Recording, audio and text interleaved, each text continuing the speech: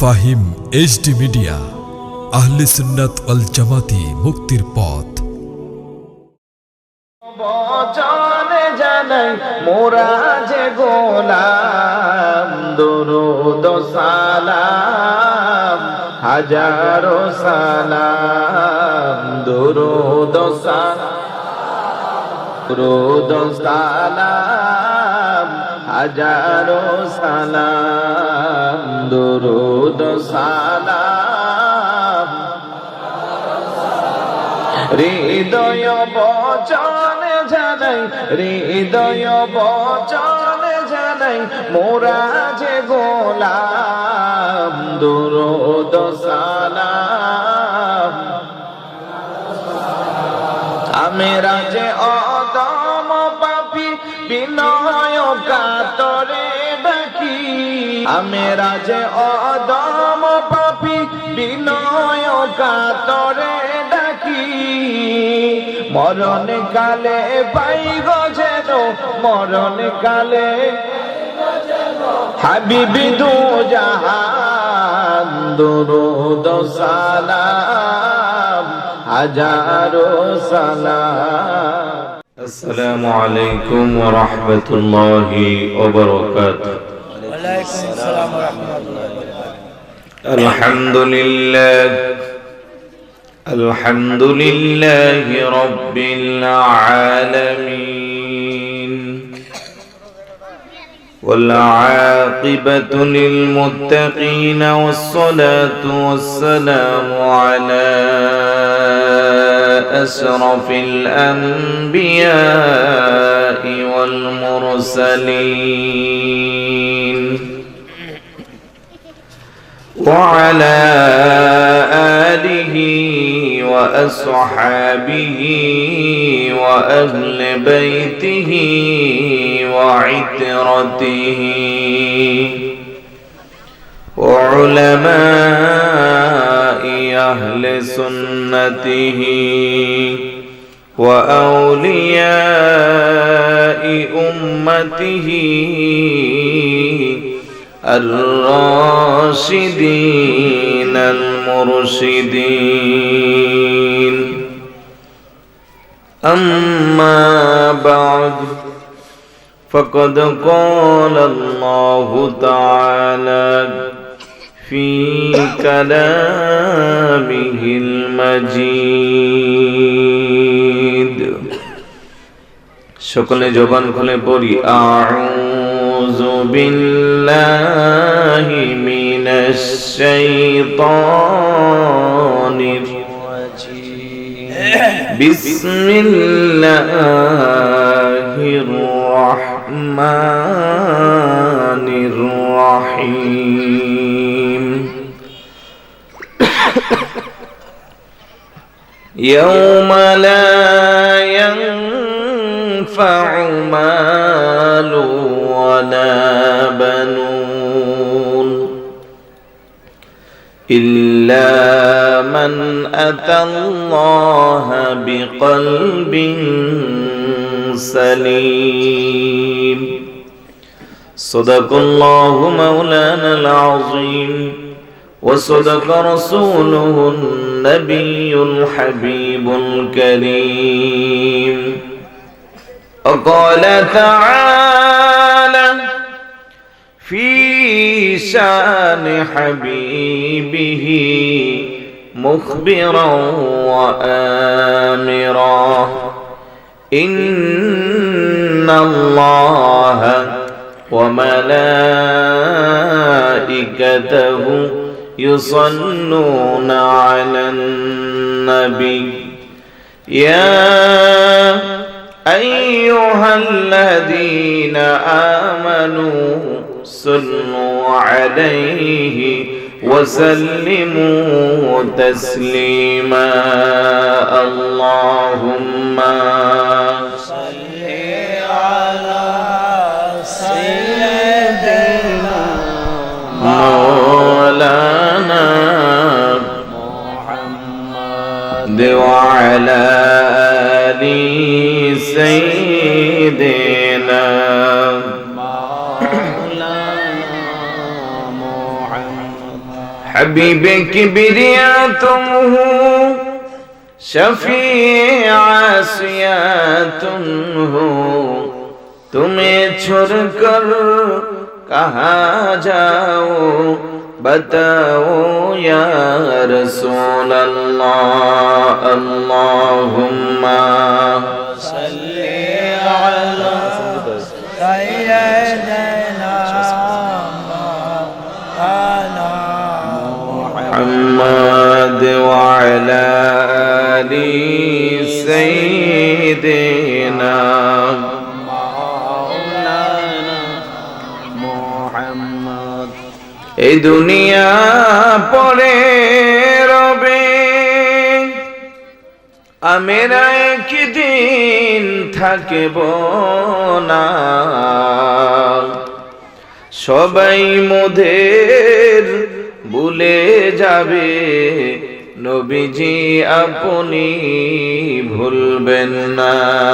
আল্লাহুম্মা सल्ली अला सय्यिदिना मौलाना मुहम्मद व अला आलि सय्यिदिना मौलाना मुहम्मद। بلغ العلا بكماله كشف الدجى بجماله حسنت جميع خصاله صلوا عليه وآله حبيب خدا أشرف أنبياء كعرش مجيدش بود متقى بلغ العلا بكماله كشف الدجى بجماله حسنت جميع خصاله صلوا عليه وآله دعا إلى الله فالمستمسكون به مستمسكون بحبل غير منفصم بلغ العلا بكماله كشف الدجى بجماله حسنت جميع خصاله صلوا عليه وآله উপস্থিত ব্রাহ্মণবাড়িয়া জেলার বিজয়নগর উপজেলা মাধবের বাগ বড়মোড়া শানুমিয়ার বাড়ি প্রাঙ্গণ অবস্থিত মরহুম আমির আলী ও সকল কবরবাসীর স্মরণে দ্বিতীয় বার্ষিক সুন্নি মহাসম্মেলন 2021 এর সম্মানিত সুযোগ্য সভাপতি হাজী মস্তমিয়া মোল্লা সাহেব, খতিব নূরে মদিনা জামে মসজিদ বিঠি দাউদপুর, সামনে বসা নবী প্রেমিক, অলি প্রেমিক, মাহফিল প্রেমিক, কোরআন সুন্নাহ প্রেমিক, আশিক রাসূল ভাইরা, পর্দার অন্তর আড়ালের মা ও বোনেরা, যুবক আমার সাথী ভাইরা, ছোট ছোট কলিজার টুকরারা, সবার প্রতি আবার আন্তরিক সালাম। আসসালামু আলাইকুম ওয়া রাহমাতুল্লাহ।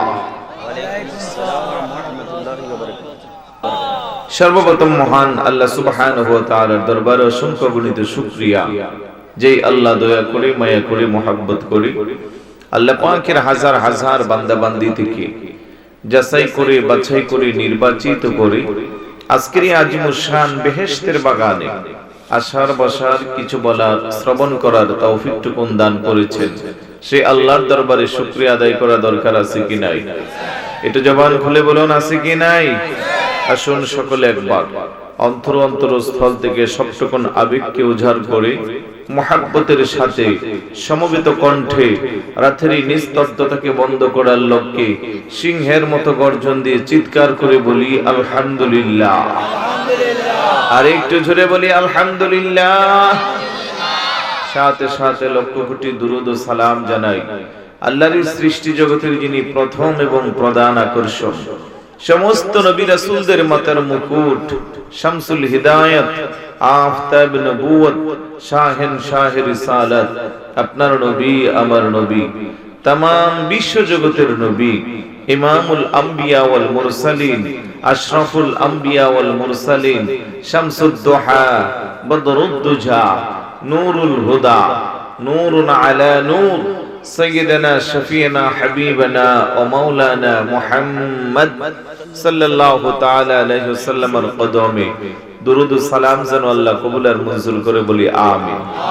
আর একটু জোরে বলি আমিন। এই উপস্থিতি এলাকাবাসী, এখনো যারা রাস্তাঘাটে, দোকানপাটে, চায়ের দোকানে, বাসা বাড়িতে, টেলিভিশনের সামনে কিংবা মোবাইল, ফেসবুক, ইন্টারনেটে ব্যস্ত আছেন, আমি একজন মুসাফির হিসেবে আহ্বান করব, চলে আসেন। এমন হতে পারে আজকের মাহফিল কারো না কারোর জন্য জীবনের শেষ মাহফিল। কথা বলেন, এটা আওয়াজ দেয়া বলেন ঠিক কিনা? মাহফিল শেষ করে বাড়িতে যাবেন, সেই গ্যারান্টি দেওয়ার কোনো সুযোগ, আগামী বছর মাহফিল পর্যন্ত বাঁচতে পারবো তার কোনো সুযোগ নাই। তাই আজকের মাহফিলটাকে কাজে লাগান। এমন হতে পারে আজকের মাহফিলে আমরা আসছি অনেকে গুনার বোঝা নিয়ে, যাওয়ার সময় কারো না কারো উসিলা আজকে আল্লাহ আখিরি মুনাজাতের মাধ্যমে আমাদের তামাম জীবনের গুনাহগুলো ক্ষমা করে দিতে পারে কি পারে না? জবান খুলে বলুন, পারে কি না? মাহফিলটার উদ্দেশ্য একটু ব্যতিক্রম। সকল কবরবাসীর স্মরণে, অত্র এলাকার যাদের কানে আমার কথাগুলো পৌঁছছে কিংবা সামনে যারা বসে আছেন, একজনও কি বুকে হাত দিয়ে বলার সুযোগ আছে যে কবরে আমার কোনো আপনজন নাই? একথা বলতে পারবেন যে কবরে আপনজন নাই? এটা বলার কোনো সুযোগ? তাই অন্তত কবরবাসীদের কথা স্মরণ করে চলে আসেন। আল্লাহ যেন সকলকে আসার তৌফিক দান করেন। একটু জোরে বলি আমি বেশি সময় আপনাদেরকে কষ্ট দিব না। ইন্তেজামিয়া কমিটির দেওয়া একটি বিষয়, কবর ও হাসর, এই সম্পর্কে অতি অল্প সময়ে কিছু কথা বলে আপনাদের খেদমতে আমি শেষ করব। তবে বিরক্ত হবেন না, যারা বসছেন আর একটু কষ্ট করে সামনে চেপে বসেন। আর যে জবানটা আল্লাহ দিয়েছে, জবানটা আল্লাহর কাছে ব্যবহারের দরকার আছে না নাই? যুবক তো খুব কম আজকের মাহফিলে। ইয়ং স্ট্রাইকাররা কোথায়? ব্লুটুথ বয় যারা, তারা তো একজনও নাই, কারণ আজকে সারাদিন তারা দিবস পালন করছে। বলেন না, কি জানে দিবসের নাম? মুরব্বীরা তো এগুলার খোঁজ খবর নাই। ভ্যালেন্টাইন্স ডে, বিশ্ব ভালোবাসা দিবস। নাউজুবিল্লাহ বলবেন না? ইমানদার মুসলমানের সাথে বিশ্ব ভালোবাসার কোন দিবস হতে পারে? এগুলো সব পাশ্চাত্যের অপসংস্কৃতির কালচার, যা ঢুকিয়ে দিচ্ছে আমার দেশের তরুণ তরুণীর জীবন নষ্ট করার জন্য, তাদের চরিত্র নষ্ট করার জন্য, যার মাধ্যমে তাদের ঈমান, আমল, দুনিয়া, আখিরাত সব বরবাদ হবে। গোটা পৃথিবীর বুকে মুসলমান জাতি কলঙ্কিত হবে। কথা বলেন ঠিক কি না? আপনারা হয়তো গ্রামে গঞ্জে আছেন, পাহাড়ি এলাকায় কিংবা নির্জন এলাকায়, খোঁজ খবর নাই। আজ বাংলাদেশের বহু যুবতীর ইজ্জতের আঘাত হয়েছে, বহু তরুণ তরুণী তাদের জীবন চরিত্র নষ্ট করেছে এই বিশ্ব বেহায়াপনা দিবস পালন করে। কথা বলেন, তার সাথে মুসলমানের ন্যূনতম কোনো সম্পর্ক থাকতে? আল্লাহ এবং পরকালকে যারা ভয় করে, রাসূলকে যারা মহাব্বত করে, যারা ঈমানদার দাবি করে, তাদের জন্য কোনো নির্দিষ্ট সময় নাই ভালোবাসার জন্য। যারা সারা বছর নোংরামি করে, নষ্টামি করে, চরিত্রহীনতার কাজ করে, তাদের ভালোবাসা নাই, এই জন্য তারা নির্দিষ্ট একদিন পালন করে। আমরা যারা ঈমানদার মুসলমান, আমাদের জন্য 24 ঘন্টা ভালোবাসা হবে একমাত্র আল্লাহ, তারপরে আল্লাহর রাসূলের, তারপরে আমরা ভালোবাসবো আমাদের মা বাবাকে, মা বাবা ভালোবাসবে তার সন্তানকে, স্ত্রী ভালোবাসবে তার স্বামীকে, স্বামী ভালোবাসবে তার সন্তানকে, ভাই ভালোবাসবে তার ভাইকে, এক ঈমানদার ভালোবাসবে আরেক ঈমানদারকে, এক মুসলমান ভালোবাসবে আরেক মুসলমানকে, এক মানুষ ভালোবাসবে আরেক মানুষকে। কথা বলেন ঠিক কি না? তার জন্য কোনো নির্দিষ্ট দিবসের প্রয়োজন নাই। যুবকদেরকে বলবো, আজ যারা এই কাজটুকুন করেছো, চলে আসো মাহফিলে। আখিরি মুনাজাতের আগে তওবা করো। না হয় এই ভালোবাসা দিবস পালন করে যদি তোমার মরণ হয়, তওবা করার সুযোগ যদি তোমার না থাকে, তোমার ঠিকানা জাহান্নাম ছাড়া অন্য কোথাও হতে পারে। কারণ তুমি যা গঠাইছো, যা রটাচ্ছো, যা করছো, এগুলো কোনোদিন ইসলাম সাপোর্ট করে না। আল্লাহ জানা বোঝার তৌফিক দিক। আরেকটু জোরে বলি, আপনাদের জবানগুলো কেমন যেন জং মেরে আছে। রাগ করছেন নাকি আমার সাথে? যে আপনি যতই চিল্লাইবেন আমরা জবান খুলবো না। আমি যদি এখান থেকে বোমাও মারি আর আপনি যদি জবানে তালা দেন, কোন সম্ভব? মোহাব্বত নিয়ে যদি আপনি উচ্চ আওয়াজ দেন, কেউ আপনাকে থামাইয়া রাখতে পারবে? কোরআনুল কারীমের সূরাতুশ শুআরা 88 এবং 89 নাম্বার ছোট ছোট দুটি আয়াত তেলাওয়াত করেছি। বরকতের জন্য তেলাওয়াত করেছি। চেষ্টা করব তার দিকে দৃষ্টি দিয়ে, বিষয়ের দিকে নজর দিয়ে কিছু কথা বলতে। আল্লাহ যেন বলার তৌফিক দে, বলে আমিন। আরেকটু জোরে বলি আমিন। আল্লাহ বলেন, ইয়াউমা লা ইয়ানফাউ মালু ওয়ালা বানুন ইল্লা মান আতাল্লাহা বিকলবিন সালিম। ইয়াউমা লা ইয়ানফাউ, কোনো কাজে আসবে না, কোনো উপকার হবে না। কোন দিন? কিয়ামতের দিন, হাসরের ময়দানে কোনো কাজে আসবে না, কোনো উপকারে আসবে না। ও আমার আল্লাহ, কি উপকারে আসবে না, কাজে আসবে না? আল্লাহ কো মালু ওয়ালা বানুন, তোমার ধন সম্পদ তোমার কোনো কাজে আসবে না, তোমার সন্তানও তোমার কোনো কাজে আসবে না। আল্লাহু আকবার বলেন। রে ইমানদার মুসলমান ভাই, আজকে দুনিয়ার সম্পদের পাগল পারা হয়ে গেলাম, সন্তানের মহাব্বতে আজকে আল্লাহকে ভুলে গেলাম। কত ভাই জীবনে কত ওয়াক্ত নামাজ কাজা করলাম সন্তানের ভালোবাসা টিকিয়ে রাখার জন্য, সন্তানের পিছনে সময় দিয়া। কত ভাই জীবনে কত ওয়াক্ত নামাজ কাজা করলাম ধন সম্পদের পিছনে দৌড়াইয়া, তার কোনো হিসাব? আরেকটু জোরে বলুন, কোনো হিসাব? আমার আল্লাহ কইয়াউমা, সেদিন কোনো কাজে আসবে না। সেই দিন কোন দিন? কিয়ামতের দিন। লা ইয়ানফাউ, কোনো উপকারে আসবে না। কি উপকারে আসবে না? মালু ওয়ালা বানুন, তোমার সম্পদ আর তোমার সন্তান সন্ততি কোনো কাজে আসবে না। তাইলে আমরা যারা মিথ্যে দুনিয়াতে বসবাস করি, আমাদের বিচরণ, আমাদের অগ্রযাত্রা, আমাদের অগ্রগতি সব ভুলের মধ্যে। কথা বলেন ঠিক কিনা? ও আমার আল্লাহ, কি কাজে আসবে? আল্লাহ কো ইল্লা মান আতাল্লাহা বিকলবিন সালিম। বান্দারে, একটা কলবে সালিম, বিশুদ্ধ আত্মা নিয়ে যদি আসতে পারো, সেদিন সেই আত্মা তোমার কাজে লাগবে। বড় করে বলি সুবহানাল্লাহ। আজকের মুসলমান আমরা কত বুকার স্বর্গে বাস করি। আমরা মুসলমান শয়তানের পথে আমাদের জীবন চালাই, অথচ আল্লাহ নিষেধ করেছেন। আল্লাহ বলেন, ইয়া আইয়ুহাল্লাযীনা আমানু দুখুলু ফিস সিলমি কাফা ওয়া লা তাত্তাবিউ খুতুওয়াতিশ শাইতান ইন্নাহু লাকুম আদুউম মুবিন। চিৎকার করে বলি সুবহানাল্লাহ। ও হে ইমানদারেরা, তোমরা যারা ঈমান এনেছো, আমার আল্লাহ কোনো বেঈমান ইহুদি খ্রিস্টান বৌদ্ধ নাসারা পৌত্তলিকতার বিশ্বাসী কাউকে আহ্বান করেন নাই, ঈমানদার বলে সম্বোধন করেছেন। আজকের এই মাহফিলে আমরা যারা আসছি, আমাদের ঈমান আছে না নাই? পিছনের ভাইরা জবান খুলে বলুন, আছে না নাই? ডান বামে মুরব্বী বাবারা যারা চেয়ারে বসে, একটু জবান খুলে বলুন, আমাদের ঈমান আছে না নাই? কম না বেশি? কেমন বেশি? পরীক্ষা করলে পরে বোঝা যায়। আল্লাহ কো, হে ইমানদারেরা, উদখুলু ফিস সিলমি কাফা, পরিপূর্ণভাবে ইসলামে প্রবেশ করো। ওয়ালা তাত্তাবিউ খুতুওয়াতিশ শাইতান, শয়তানের পথ অনুসরণ করিও না। আজকের মুসলমান নিজের ঈমানদার দাবি করে, নিজেকে মুসলমান দাবি করে, আবার শয়তানের পথেও চলে। কথা কোন ঠিক কিনা? এমন মুসলমান আছে না নাই? আল্লাহ কো, ইন্নাহু লাকুম আদুউম মুবিন, কেননা শয়তান হলো তোমাদের সুস্পষ্ট শত্রু। আপনার আমার শত্রুর নাম কি? আওয়াজ দেয়া বলার নাম কি? তো ছোট করে মনে হয় যেন এই এলাকার শয়তান নাই, এটা সুন্দর করে বলেন না, ওনার নাম কি?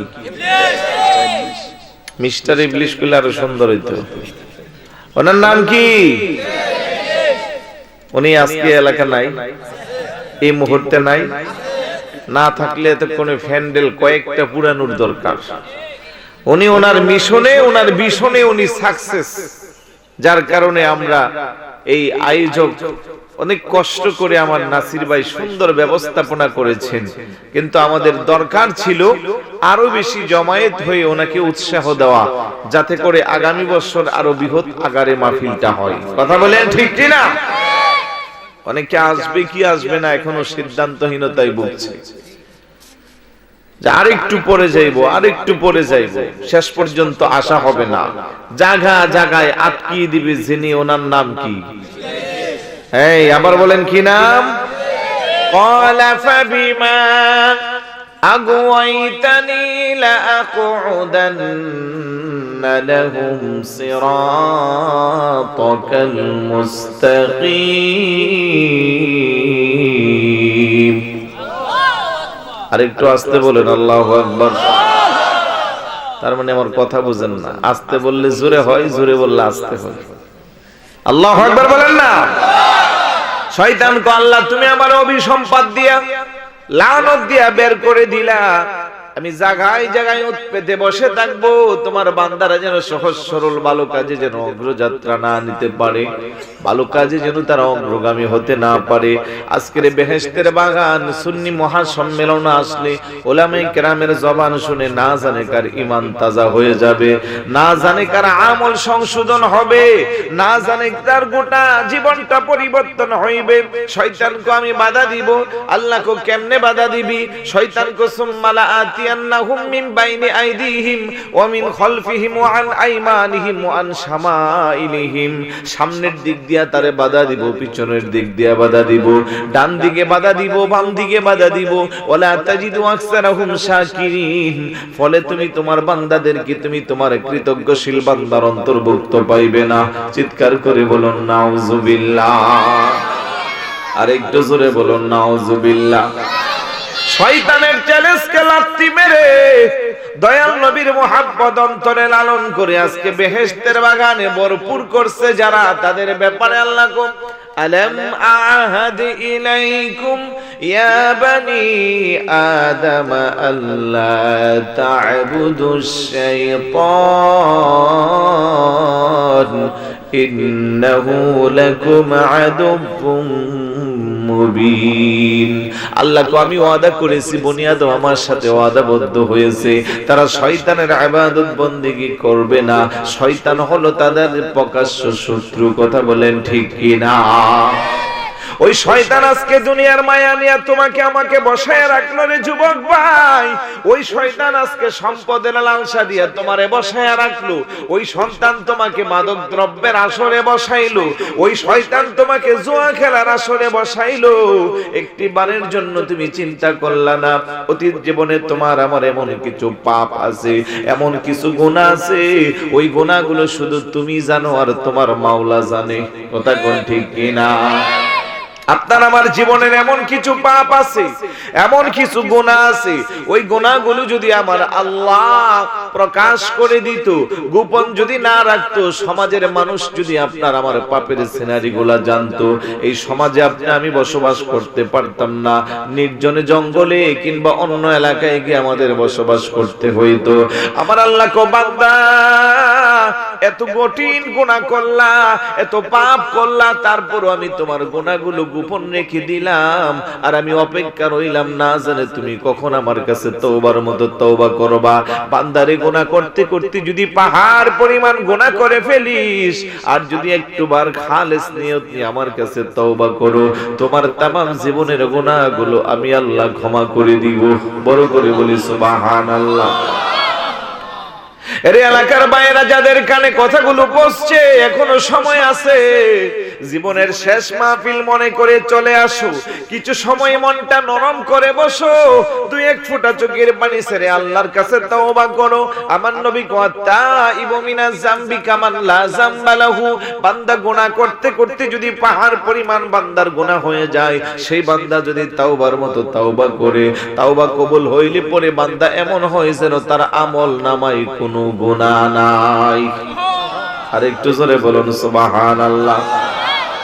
রে এলাকার বাইরা, শুধু তাই না, আমার নবী কবি বিশাল বড় একটা মরুভূমির মধ্যে তুমি যদি একটা উট কিংবা বাহন নিয়ে তুমি সাওয়ারি হয়ে যাও, হঠাৎ করে যদি ওই বাটের মরুভূমির মধ্যে যাওয়ার পরে তোমার উটটাকে তুমি হারিয়ে ফেলো, তোমার সাওয়ারিটাকে তুমি হারাইয়া পাগলের মতো তুমি যখন ছটফট করে কান্নাকাটি করো, কারণ এই মরুভূমিতে তোমার ভয় কাটানোর জন্য তোমার সাথে সঙ্গী নাই, তৃষ্ণা নিবারণের জন্য তোমার সাথে পানি নাই, খোদা নিবারণের জন্য তোমার সাথে খাবার নাই, মরুভূমি মরুভূমি একাকিত্ব জীবন, নিশ্চিত তোমার মরণ হইবে, এটা ভেবে তুমি কান্না করো, চোখের পানি ছেড়ে আল্লাহর কাছে ফরিয়াদ করো, নিশ্চিত তোমার জীবন শেষ, কোনোদিন তুমি আপনজনের কাছে যাইতে পারবা না।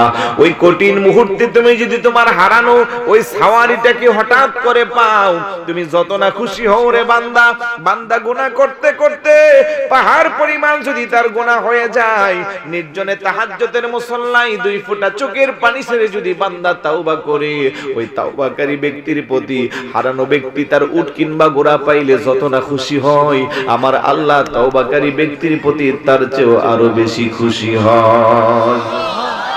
আর একটু জোরে বলুন সুবহানাল্লাহ। আজকে সেই তাওবা করার সুযোগ আছে না নাই? এটা কিন্তু রজব মাস, আজকে 2 তারিখ, বলেন কি মাস?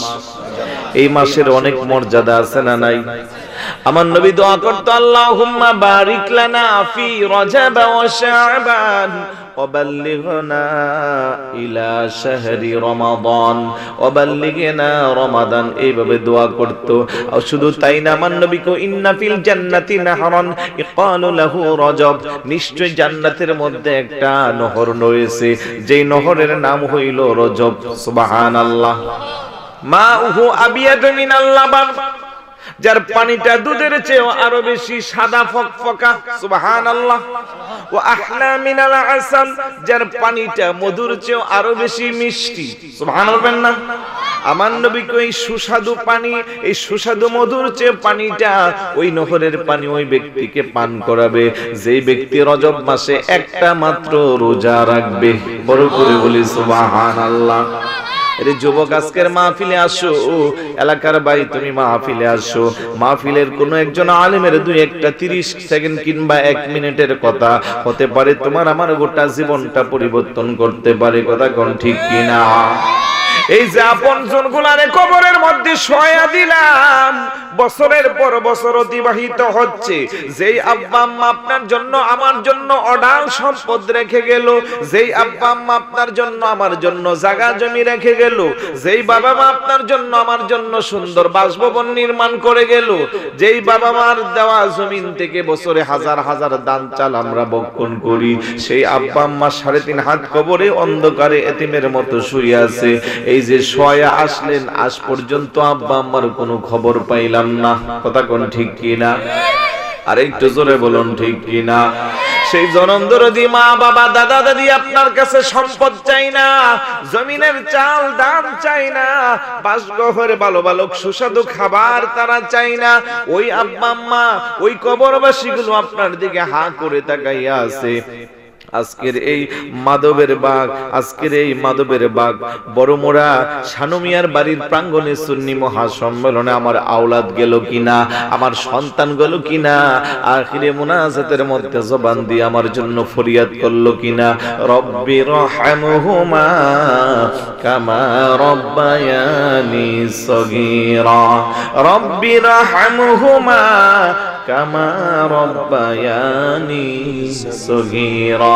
শেষবারের মতো ফরিয়াদ করব, ভাই চলে আসুন। যে মানুষগুলো আজকে কবরের প্যাসেঞ্জার হইয়া দুনিয়ার সব সম্পর্ক ছিন্ন কইরা অন্ধকার কবরের মধ্যে শুয়ে আছে, সেই কবরের যাত্রী একদিন আপনাকেও আমাকেও হইতে হইবে। কথা কোন ঠিক কিনা?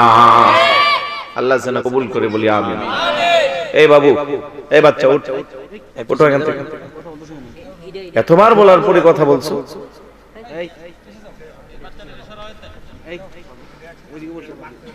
একটু মনোযোগ এদিকে দে।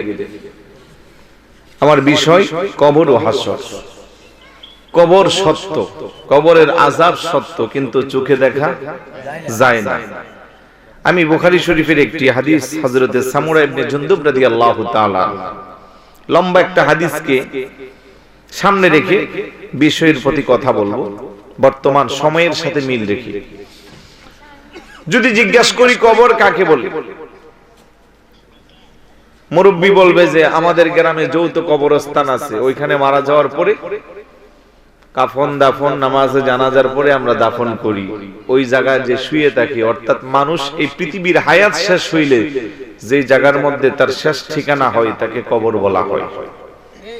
আরেকজনকে জিজ্ঞাসা করলে কবর কাকে বলবে, উনি হয়তো একই কথা ঘুরাইয়া বলবে যে মারা গেলে 3.5 হাত ছোট্ট কবরের ভিতরে গর্ত গিরা রাখা হয়, তাকে কবর বলে।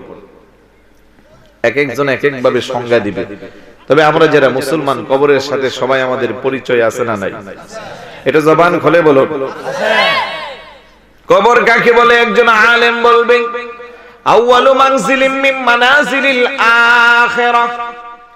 আখিরাতের অনেকগুলো স্টেপের মধ্যে প্রথম স্টেপ, প্রথম ধাপ, প্রথম জায়গার নাম হইল কবর। বড় করে বলি সুবহানাল্লাহ। যে কবরটা মুমিনের জন্য, ঈমানদারের জন্য, নেককারের জন্য বিশাল বড় হবে। যদিও 3.5 হাত কবরের মধ্যে আপনাকে আমাকে শোয়ানো হয়, ঈমান যদি ভালো হয়, নেক আমল যদি থাকে, ছোট্ট কবরটা ছোট্ট থাকবে না। চোখের জ্যোতি যত দূরে যাইবে, ছোট্ট কবরটা ঈমানদারের জন্য, নেক আমলওয়ালার জন্য তত বড় হইবে। বড় করে বলি সুবহানাল্লাহ। আমল যদি খারাপ হয়, বেঈমান যদি হয়, কবরে যা, ওই ছোট্ট কবরটা আরো ছোট্ট হয়ে যাবে। ডানের মাটি বামে চাপা দিবে, বামের মাটি ডানে চাপা দিবে, মুহূর্তের মধ্যে শরীরের হাড্ডি গুড্ডি পাউডারের মতো তছনছ হয়ে যাইবে। আল্লাহু আকবার বলে। ওই কবরের পারে যাই আমার নবী এত বেশি কান্না করত। কোন একটা নামাজে জানাজা থেকে আমার নবী সাহাবাদেরকে নিয়ে ফিরছেন, ওই কবরের পাশে এমন ভাবে কান্না করছেন, সাহাবারা মনে হয় যেন হুজুরের চোখের পানি দিয়া কবরের পাটটা ভিজে যাচ্ছে। আল্লাহু আকবার বলেন। সাহাবারা কইয়া রাসূলুল্লাহ, ইয়া হাবিবাল্লাহ, এভাবে কেন আপনি কান্না করছেন? আমার নবী গো, উম্মত, এই কবরের ভিতরে কি হয় দুনিয়ার মানুষ যদি তা দেখতো, দুনিয়ার মানুষ যদি তা অনুধাবন করতে পারত, দুনিয়ার সব সম্পর্ক ছিন্ন কইরা সবাই কবরের জন্য পাগল পারা হইতো। কথা বলেন ঠিক কি না? আজকে বড় দুঃখ লাগে, বড় আফসোস লাগে, সেই কবরের কথা আমাদের স্মরণ নাই। এই জন্য আমার নবী কো সায়াতি আলা উম্মতি জামানুন ইউহিব্বুনাল খামসা ওয়া ইয়ানসাউনাল খামসা, ইউহিব্বুনাল হায়াত ওয়া ইয়ানসাউনাল মাউত, ইউহিব্বুনাদ দুনিয়া ওয়া ইয়ানসাউনাল আখিরাহ, ইউহিব্বুনাল কুসুর ওয়া ইয়ানসাউনাল কুবুর, ইউহিব্বুনাল মাল ওয়া ইয়ানসাউনাল হিসাব, ইউহিব্বুনাল খালক ওয়া ইয়ানসাউনাল খালিক। আল্লাহু আকবার বলেন। আমার নবী কো আমার উম্মতগুলো দুনিয়ার 5টা জিনিসকে ভুইলা 5টা জিনিসকে তারা মোহাব্বত করবে, অচিরেই উম্মতের কাছে সেই সময়টা আসবে। এই হাদিস যখন মুতাআলা করলাম, এই হাদিসের ব্যাখ্যায় যখন গেলাম, দেখলাম সম্পূর্ণটা এখন আমার সাথে আপনার সাথে এই সময়ের সাথে মিল আছে। কথা কোন ঠিক কিনা?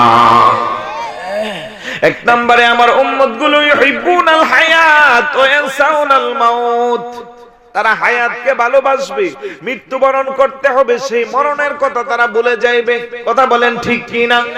2 নম্বরে ইউহিব্বুনাদ দুনিয়া ওয়া ইয়ানসাউনাল আখিরাহ। তারা দুনিয়াকে ভালোবাসবে, আখিরাতকে তারা ভুলে যাইবে। অথচ দুনিয়া হইল আখিরাতের ক্ষেত্র স্বরূপ। আল্লাহর নবী কয় দুনিয়া মাজরাতুল আখিরাহ। দুনিয়াটা হইল আখিরাতের ক্ষেত্র স্বরূপ।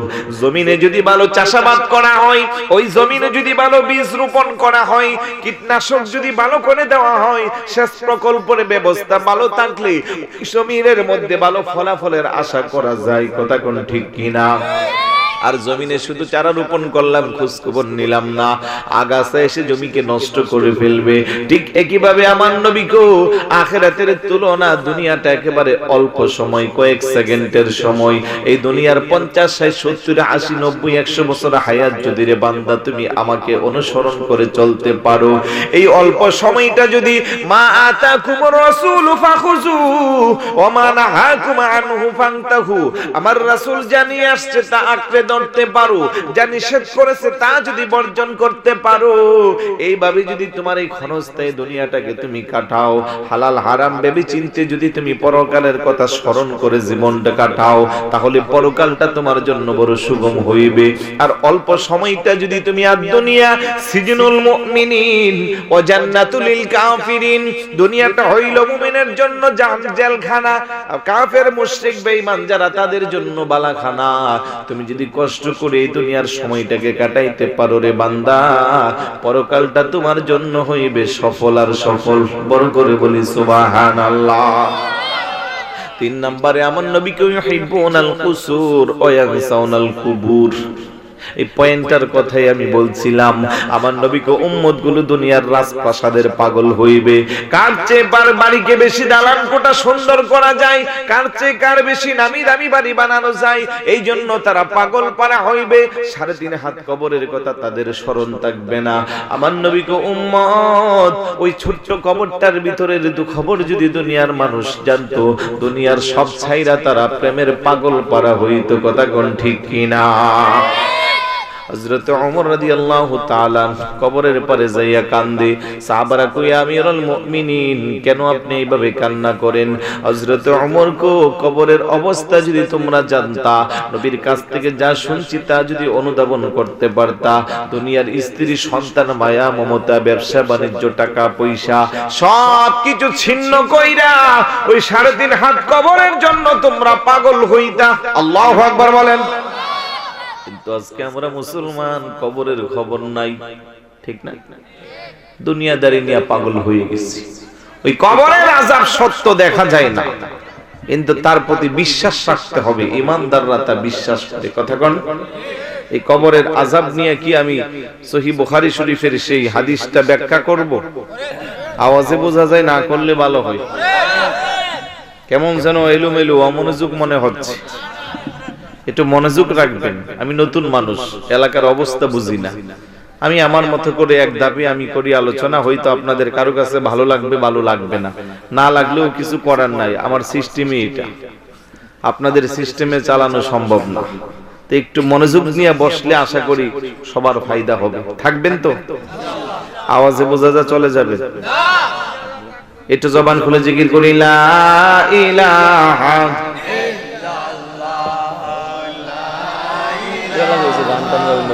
আমি জানি তো।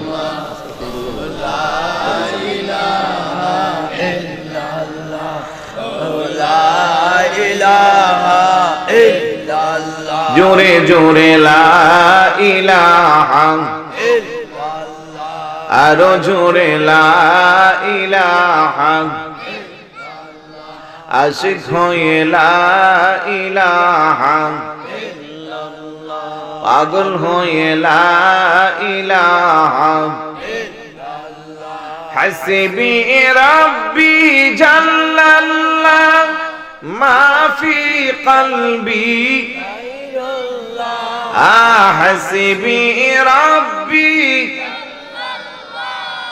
মা ফি কলবি,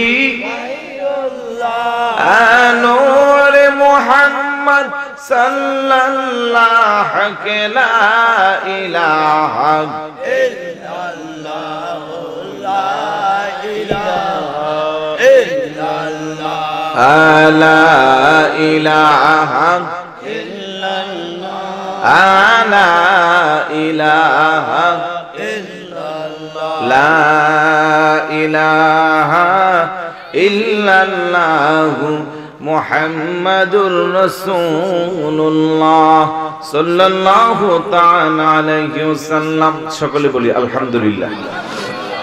আর একটু জবান খুলে বলি আলহামদুলিল্লাহ। কবরের আযাবের অনেকগুলো আলোচনা আছে। এবং কবর হাসর সম্পর্কে অনেক আলোচনা আছে। তবে বর্তমান সময়ের সাথে সাদৃশ্য রেখে আমার মন বলছে ওই হাদিসটা যথেষ্ট উপকারে আসবে। হযরতে সমরা ইবনে জুনদুব রাদিয়াল্লাহু তাআলা আনহু থেকে হাদিসটা বর্ণিত, কোন একদিন ফজরের নামাজের পরে রাসূল পাক সাল্লাল্লাহু আলাইহি ওয়াসাল্লাম সাহাবায়ে কেরামের দিকে হুজুরের নজর করে বসলেন। এটা প্রতিনিয়ত হুজুর এইভাবে বসতেন। নির্দিষ্ট তাসবিহ, তাহলিল, জিকির, আজকার, দোয়াগুলো আদায় করে হুজুর সাহাবাদেরকে জিজ্ঞাসা করতেন, তোমাদের কারো কি কিছু জানার কিংবা বলার আছে? বড় করে বলি সুবহানাল্লাহ। তো সাহাবারা এক এক সময় এক একটা জিনিস জানতে চাইতো।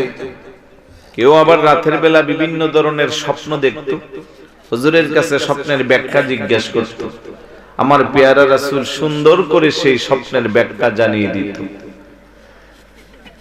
ও আরেকদিন হুজুর জিজ্ঞাসা করলো, সাহাবায়ে কেরাম খামোশ, কারো কোনো শব্দ নাই, চুপচাপ। আজকে আপনাদের কারো কোনো জানার নাই? ইয়া রাসূলুল্লাহ, জি না। তাহলে শুনুন, আমি একটা স্বপ্ন দেখেছি আজকে, সেই স্বপ্নের ব্যাখ্যাটা কিংবা স্বপ্নের ঘটনাটা আমি আপনাদেরকে শোনাতে চাই। পরে করে বলি সুবহানাল্লাহ। সাহাবারা খুশি না বেজার? এমনিই তো গল্প বলতে চাইলে আর স্বপ্নের গল্প বললে তো আমরাও একজন আরেকজনেরটা শুনতে চাই, কথা কোন ঠিক না? তবে নবী রাসূলদের স্বপ্ন আর আমাদের স্বপ্ন পার্থক্য আছে না নাই? আরেকটু জোরে বলুন, আছে না নাই? নবী রাসূলদের স্বপ্ন সরাসরি আল্লাহর ওহী, আর আপনার আমার স্বপ্নের কোনো ভ্যালু নাই। যেমন এক লোক পাসপোর্ট জমা দিচ্ছে সিঙ্গাপুর যাওয়ার জন্য, বিদেশ যাওয়ার জন্য, মাসের পর মাস চলে যাচ্ছে, কোনো খোঁজ খবর নাই। কয়েক বছর পরে হঠাৎ করে পাসপোর্টে ভিসা লাগছে। এখন খবর হইছে যে আগামী অত তারিখ ফ্লাইট হবে, কিন্তু বেচারা নির্দিষ্ট তারিখের আগে প্রত্যেক দিনই রাত্রে স্বপ্ন দেখে বিদেশ যাইতে আছে। সুবহানাল্লাহ বলবেন না? মানুষ অন্তরে স্বপ্ন লালন করলে এটা ঘুমাইলেও দেখা যায়, কথা কোন ঠিক কিনা? বিদেশ যাইবো, বিমানে উঠবো, বিমানটা উড়াল দিয়া কত তাড়াতাড়ি করে এক দেশ থেকে আরেক দেশে পৌঁছায় দিব, এরকম কল্পনা জল্পনা তো একদিন স্বপ্নে দেখতেছে, এইভাবে যাচ্ছে, বিমানে উঠছে, সবার কাছ থেকে বিদায় নিয়া এবার আটলান্টিক মহাসাগরের উপরে বিমান গেছে। ভিতর থেকে বিমান বেলা আওয়াজ দিছে, সবাই দোয়া দরুদ পড়েন, চুপচাপ থাকেন, এখন আমরা আটলান্টিক মহাসাগর অতিক্রম করছি কিংবা আরব সাগর অতিক্রম করছি। বেচারা মনে মনে ভাবলো, একবার আইছি, আবার কখন আসতে পারি না না পারি, আরব সাগরটারে একটু দেখে লই।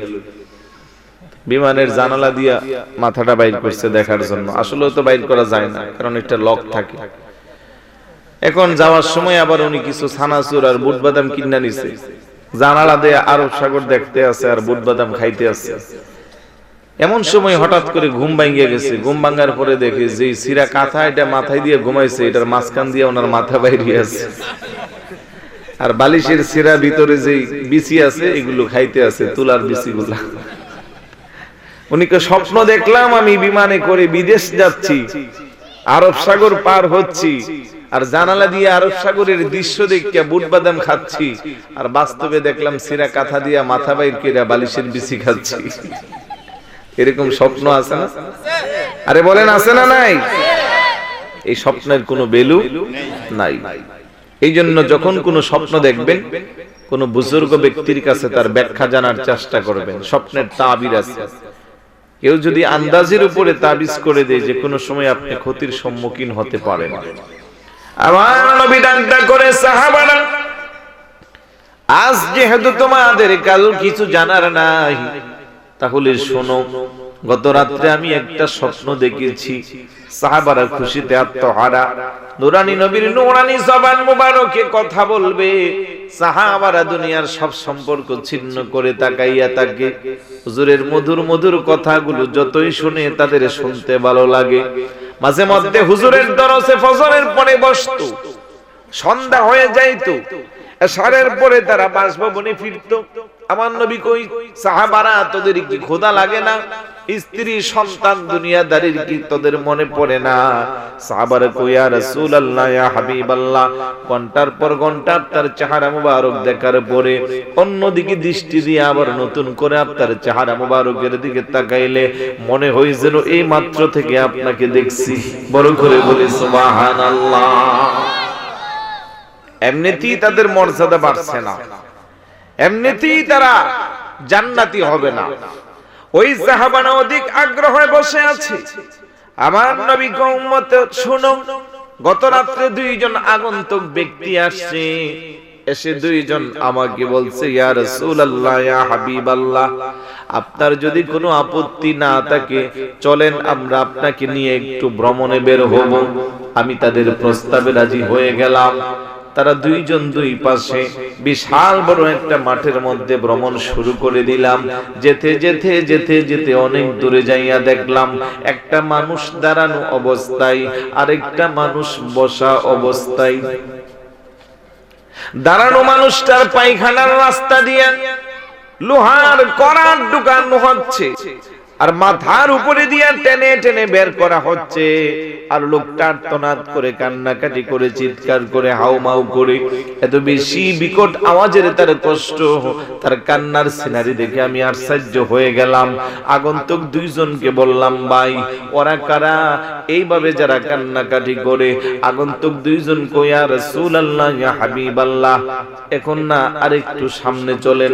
সুবহানাল্লাহ বলবেন না? মনোযোগ আছে? এটা ভাববেন না যে বানানো গল্প, এটা বুখারী শরীফের হাদিস। আরেকটু সামনে চলেন। আরেকটু সামনে যাওয়ার পরে আমার নবীকে আমি দেখতে পাইলাম একটা মানুষ শোয়া, আরেকটা মানুষ দাঁড়ানো। দাঁড়ানো মানুষটার হাতের মধ্যে একটা লোহার শাবল। বলেন কি শাবল? ছিলেন তো? এলাকায় কি বলে? শাবলই বলে, অনেক জায়গা খন্তা বলে, বলে না? এই যে বাঁশগুলা গাঁথার জন্য আজকে দিনের বেলাও লাগছে। লোহার শাবল দিয়া অনেক উপর থেকে আওয়াজ দিয়া তার মাথার মধ্যে আঘাত করে মুহূর্তের মধ্যে তার মাথাটা ফেটে ভিতর থেকে মগজগুলা টকবক করে বের হয়ে যায়।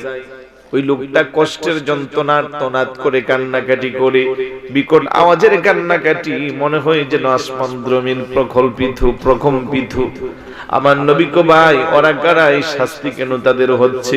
আগন্তুক দুইজন কই ইয়া রাসূলুল্লাহ আরেকটু সামনে চলেন। বড় করে বলি সুবহানাল্লাহ। মনোযোগ আছে? আরেকটু সামনে যাইয়া দেখলাম বিশাল বড় একটা গর্ত, দেখতে একেবারে মটকার মতো। গর্তের পেটটা বিশাল বড়, মুখটা একেবারে ছোট। আগের দিনে আমার মুরব্বীরা দান চাল রাখার জন্য মটকা ছিল, এখন আছে না? অনেকের ঘরে অনেক কোনো থাকতে পারে, তবে প্রচলন এখন কমে গেছে। এখন সবার ঘরে ঘরে প্লাস্টিকের ড্রাম। কথা কোন ঠিক কি না? ওই দেখতে একেবারে মটকার মতো। ওই মটকার ভিতরে বিকট আওয়াজের প্রকম্পিত খুব বেশি করে আগুন দাউ দাউ করে জ্বলছে। ওই আগুনের মধ্যে কিছু উলঙ্গ পুরুষ আর উলঙ্গ নারী ওই আগুনের মধ্যে দাউ দাউ করে জ্বলে। তারা কান্নাকাটি করে বাঁচার জন্য শত চেষ্টা করে।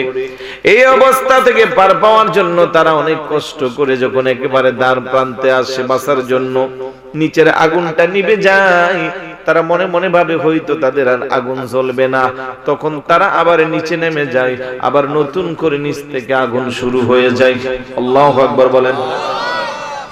আমি জিজ্ঞাসা করলাম, রে আগন্তুক ভাই ওরা কারা? ওই দুইজন আগন্তুক বলে ইয়া রাসূলুল্লাহ ইয়া হাবিবাল্লাহ আরেকটু সামনে চলেন। সুবহানাল্লাহ বলবেন না? আমি আরেকটু সামনে যাইয়া দেখলাম একটা রক্তের নহর, বিশাল বড় একটা নহর, যেখানে পুজ রক্ত দুর্গন্ধ আবর্জিত। তার মধ্যে কিছু মানুষ সাঁতার কাটছে, বাঁচার জন্য শত চেষ্টা করে সাঁতরাইয়া একেবারে দ্বার প্রান্তে আসে। উপর থেকে আবার বিশাল বড় পাথর নিক্ষেপ করে তাদের মাথায় নিক্ষেপ করা হয়। ওই মানুষগুলো আবার পানির নিচে ডুবে যায়। এই রক্ত পুজ এই ময়লা আবর্জনার মধ্যে সাঁতার কাটে। আমি জিজ্ঞাসা করলাম তারা কারা? ওই দুইজন আগন্তুক ইয়া রাসূলুল্লাহ আরেকটু সামনে চলেন। এত আস্তে সুবহানাল্লাহ। ব্যাখ্যায় পড়ে আসবে। হাদিসে যেইভাবে আসছে আমি সেইভাবে শোনাচ্ছি, একটু মনোযোগ আছে তো, মনে রাখতে হবে, ব্যাখ্যা আসলে বোঝা যাবে। তারপরে আর একটু সামনে যাই, আমার নবীকে আমি দেখলাম বিশাল বড় একটা গাছ, সবুজ একটা গাছের নিচে একজন মানুষ বসা, চেহারাটা বড় দেখতে বড় চমৎকার, বুজুর্গ, মাথায় পাগড়ি, ওনার সামনে ছোট ছোট অসংখ্য অগণিত বাচ্চা। সুবহানাল্লাহ বলবেন না? আমি জিজ্ঞেস করলাম উনি কে? আগন্তুক দুইজনকে আর একটু সামনে চলেন। আর একটু সামনে যাইয়া দেখলাম একজন মানুষ, মাথাটা আসমানের সাথে লাগানো, পা দুইটা জমিনের সাথে লাগানো, আগুন দাও দাও করে জ্বলে, আগুনের স্ফুলিঙ্গ মনে হয় যেন আসমান ছুঁই ছুঁই। আমি জিজ্ঞাসা করলাম উনি কে? আগন্তুক দুইজনকে আর একটু সামনে চলেন। আরেকটু সামনে যাই একটা বিশাল বড় বৃক্ষ দেখলাম, ওই বৃক্ষের মধ্যে আমি উঠলাম, ওটার পরে সুন্দর সুন্দর কিছু বাসভবন দেখলাম, এত সুন্দর চমৎকার ঘর, তারা দুইজন কই কন্যা, আরো সুন্দর ঘর। আরেকটা ঘরে গেলাম, আরো চমৎকার, আরেকটা ঘরে গেলাম, এমন সুন্দর ঘর আমি জীবনে কোনোদিন দেখি নাই। আল্লাহু আকবার বলবেন না? মনোযোগ আছে? ব্যাখ্যা দিব? এতক্ষণ তো শুধু বর্ণনা দিলাম, তার ব্যাখ্যা আছে না? মনে কষ্ট নিবেন না তো? ওই যে প্রথমে বিশাল বড় উন্মুক্ত মাঠের মধ্যে দেখা গেল একজন দাঁড়ানো অবস্থায় আর একজন বসা অবস্থায়। বসানো বেটিটা দাঁড়ানো, বসা ব্যক্তি দাঁড়ানো ব্যক্তির পায়খানার রাস্তা দিয়ে কি দিচ্ছে? লোহার করাত। আওয়াজ দিয়ে বলেন কি? আর মাথার উপর দিয়ে টেনে টেনে বের করে, কষ্ট কম হয় না বেশ হয়? করাত চিনেননি আপনারা? চিনার তো কথা, কারণ এই এলাকায় গাছ গাছালি বেশি, এগুলো কাটার জন্য কি লাগে? করাত লাগে। ছোট্ট করাত দিয়া তো আর মাথা দিয়ে বের করা যাবে না, লম্বা লম্বা করাত আছে না, দুইজনে দুই দিক দিয়া টানে, এরকম একটা করাত হাতে লাগলে যদি একটু কেটে যায়, কষ্ট সহ্য করা যায়। আর এই বিশাল করাতটাকে পায়খানার রাস্তা দিয়া দিয়া মাথার উপরে দিয়া টেনে উঠানো হবে। আল্লাহু আকবার বলবেন না? লোকটার কান্নাকাটি, বিকট আওয়াজ, অসহ্যনীয় অবস্থা। আগন্তুক দুইজন কই, ইয়া রাসূলুল্লাহ, ইয়া হাবিবাল্লাহ, এই যে আপনি শাস্তিটা দেখলেন, তার পায়খানার রাস্তা দিয়া করাত দিয়া মাথা দিয়া বের করা হয়, এই শাস্তির দৃশ্য হইল আপনার উম্মতের ওই সমস্ত ব্যক্তিরা যারা দুনিয়াতে ঈমানদার মুসলমান দাবি করার পরও কথায় কথায় মিথ্যা কথা বলতো। বড় করে বলি নাউজুবিল্লাহ। আপনাদের এলাকায় তো মিথ্যা কথা বলে না, এটা আওয়াজ দিয়ে বলুন, আওয়াজে বোঝা যায় বলে না। এত বেশি মিথ্যার ছবলে আমাদের ছড়াছড়ি। এই জন্য আমার নবীকে মা বাইনাল লিহইয়াহি ওয়া মা বাইনার রিজলাইহি, তোমরা যদি দুইটা জিনিসের জিম্মাদারির দায়িত্ব নিতে পারো, তাহলে আমিও তোমাদের জান্নাতের দায়িত্ব নিব। দুই ঠোঁটের মাঝখানের জায়গা, তার মানে জিহ্বা, দুই রানের মাঝখানের জায়গা, তার মানে লজ্জাস্থান। আমার নবী কই, দুইটা জায়গার গ্যারান্টি যদি তুমি জিম্মাদারি নিতে পারো, সংরক্ষণের দায়িত্ব নিতে পারো, আমিও তোমার জান্নাতের দায়িত্ব নিলাম। বড় করে বলি সুবহানাল্লাহ। আজকে সমাজে যত মরামারি, কাটাকাটি, খুন খারাপি, রাহাজারি, সবকিছুর পিছনে জবান দায়ী কিনা? একজন আরেকজনের বিরুদ্ধে মিথ্যা রটায়, একজন আরেকজনের বিরুদ্ধে গীবত বলে, একজন আরেকজনের বিরুদ্ধে আরেকজনকে খেপিয়ে দেয়, একটা শক্তি আরেকটা শক্তির পিছনে লেলিয়ে দেয়। আপন সংসারে বাবার শত্রু বানাই পুত্রকে, পুত্রের শত্রু বানাই বাবাকে, স্বামী স্ত্রীর মধ্যে অমল কি বলে অবাধ্যতা সৃষ্টি হয়ে যায়। পাশের মানুষটা এসে মিথ্যার আশ্রয় নিয়ে মধুর সম্পর্কটা নষ্ট করে। আছে না নাই? আওয়াজে বোঝা যায় আপনাদের এলাকা নাই। কবরের মধ্যে অধিকাংশ আযাব হবে শুধু এই মিথ্যা কথা বলার কারণে। প্রত্যেকদিন রাতের বেলা বিছানায় যায় একটু চিন্তা কইরেন, সারাদিন কয়টা মিথ্যা কথা বললেন? আপনার দ্বারা কয়জন মানুষের ক্ষতি হচ্ছে? কয়জন মানুষকে আপনি নষ্ট করলেন? কি প্রয়োজন আছে আপনি নিজের খেয়ে, নিজের সবকিছু নিজের চালিয়া, নিজের পোশাক নিজে পরেন, চায়ের দোকানে বসে আরেকজনের বিরুদ্ধে মিথ্যা রটানোর কোনো দরকার আছে? এই আওয়াজ দিয়ে বলুন দরকার আছে? 50-60 বছরের মুরব্বী, নামাজও 5 ওয়াক্ত পড়ে, মাথায় টুপি আছে, গালে দাড়ি আছে, অনেকের নামের আগে হাজিও আছে, তারপরেও চায়ের দোকানে বইসা কার ছেলে কোন দিকে গেছে, কার মেয়ে কোন দিকে গেছে, কার ছেলের কি হইছে না হইছে, এমন কিছু আজগুবি কথা চায়ের দোকানগুলোতে বলা হয়, মুহূর্তের মধ্যে এটা বিবিসি নিউজকে ফেল কইরা পুরো এলাকায় প্রচার হয়। কথা কোন ঠিক কি না? অথচ একজন মানুষ যদি জিনিসটা না রটাইতো, না গঠাইতো, আজকে এতগুলো মানুষের কানে জিনিসটা পৌঁছতো না। তাতে কি হইল? আপনি গীবত করলেন। আর গীবতটা কেমন? আল্লাহ রাসূল কল গীবাতু আশাদ্দু মিনাজ জিনা, যেটা জিনার চেয়ে আরো বেশি জঘন্য। আর জিনা করলে, কেন জিনার চেয়ে জঘন্য বলা হলো? জিনা করে আপনি আল্লাহর কাছে তওবা করলে আল্লাহ ক্ষমা করে দিবে, কিন্তু গীবত করে ব্যক্তির চেয়ে ক্ষমা না নিলে আল্লাহ আপনাকে ক্ষমা করবে?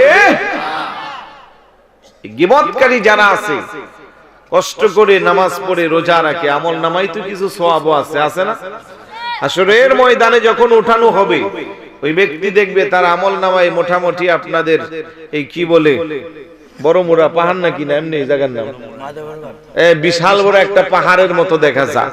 কিছুক্ষণ পরে দেখা যাইবে ওই পাহাড় পরিমাণ নেকিগুলো এখন মাটির সাথে মিশে গেছে।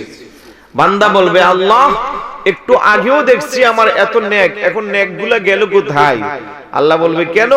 ওই যে বড় মোড়া আউলিয়া বাজারে চায়ের দোকানে বৈশা বৈশা মানুষের বিরুদ্ধে গীবত করতা, এখন তো তোমার দেওয়ার মতো আর কিছু নাই, তোমার নেক আমলগুলো কেটে কেটে তাদেরকে দেওয়া হয়েছে, এখন তোমার সমস্ত নেক আমলগুলো শেষ হয়ে গেছে, এখন আর দিবা কি? এখন তোমার ঠিকানা জাহান্নাম। বড় করে বলি নাউজুবিল্লাহ, আর একটু জোরে বলি নাউজুবিল্লাহ। ইমাম গাজ্জালী রাহমাতুল্লাহি আলাইহি, জগৎ বিখ্যাত আল্লাহর ওলি, দার্শনিক, বড় আলেম, ওনার বিরুদ্ধে গীবত করা হলো। যে ব্যক্তি গীবত করছে, পরের দিন ওনার বাড়িতে মিষ্টি নিয়ে হাজির। আল্লাহু আকবার বলবেন না? যে গীবত করছে তার মনে তো একটু একটু বাড়ি দিচ্ছে, গতকাল ওনার বিরুদ্ধে এতগুলা কথা বললাম, আর আজ উনি আমার বাড়িতে মিষ্টি নিয়ে আসছে, ঘটনা কি? জিজ্ঞাসা করলো, কেন আসলেন?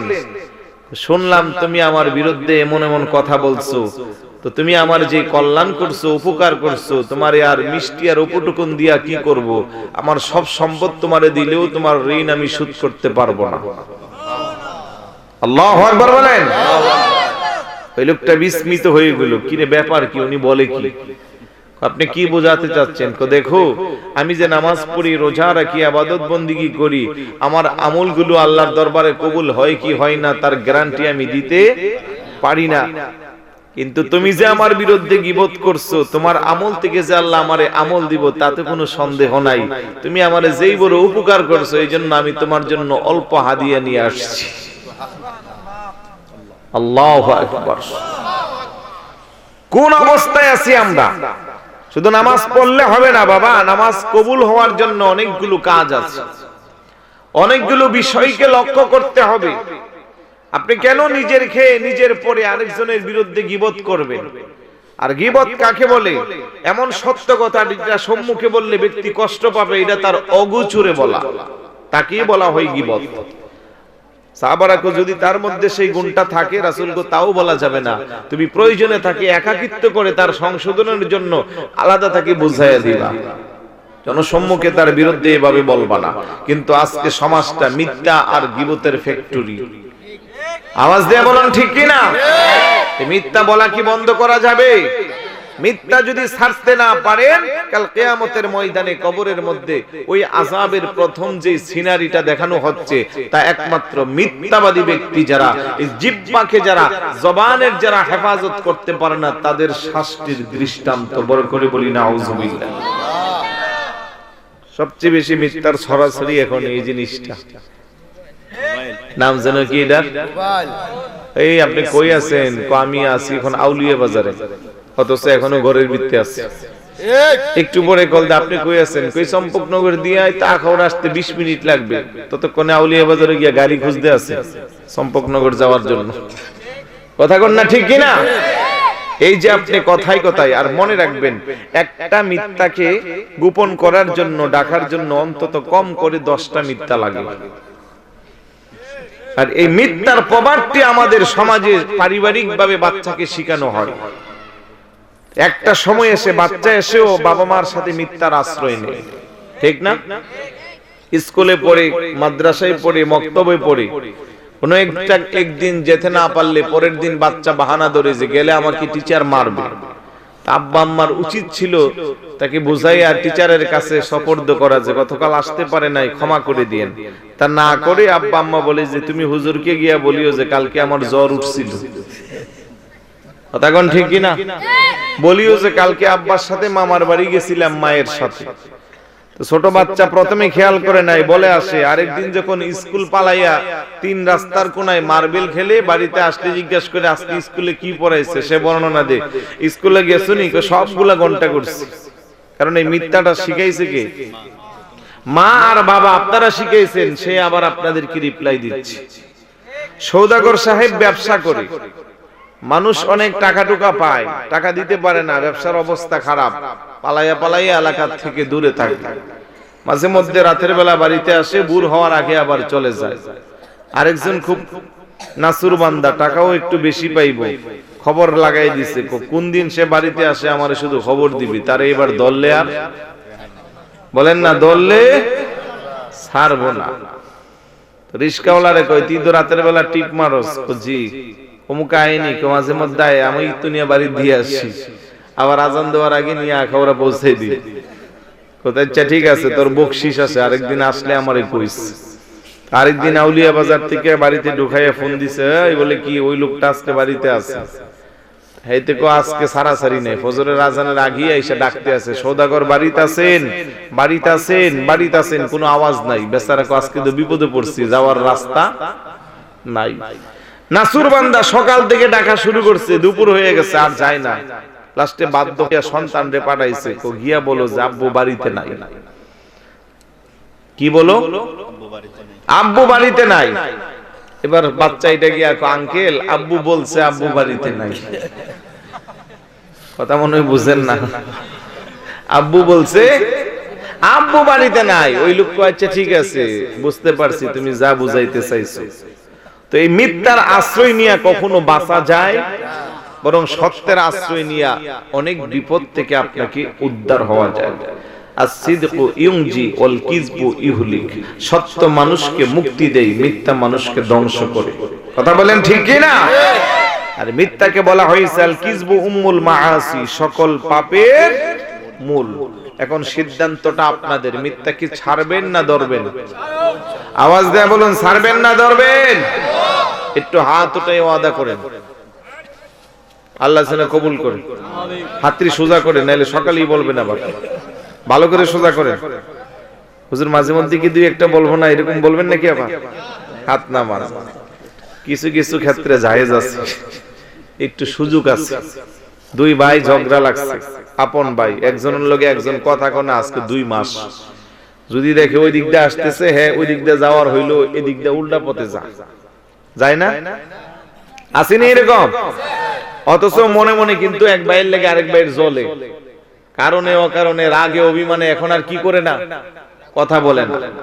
আপনি কি করবেন? এক বাইরে দেখা হইলো, চায়ের দোকানে গিয়া নিজে বিল দিবেন, চলুন চা খাই। আচ্ছা অমুকের সাথে কি তোমার কোনো ইয়ে হইলো? কই না, না তো না, সেই দিন অনেক দুঃখ করলো, আমারে চাটা খাওয়াইলো, অনেক দুঃখ করলো যে আমার বড় ভাই আমারে ভুল বুঝতেছে, আজকে 3 মাস যাবত আমার সাথে কথা বলে না।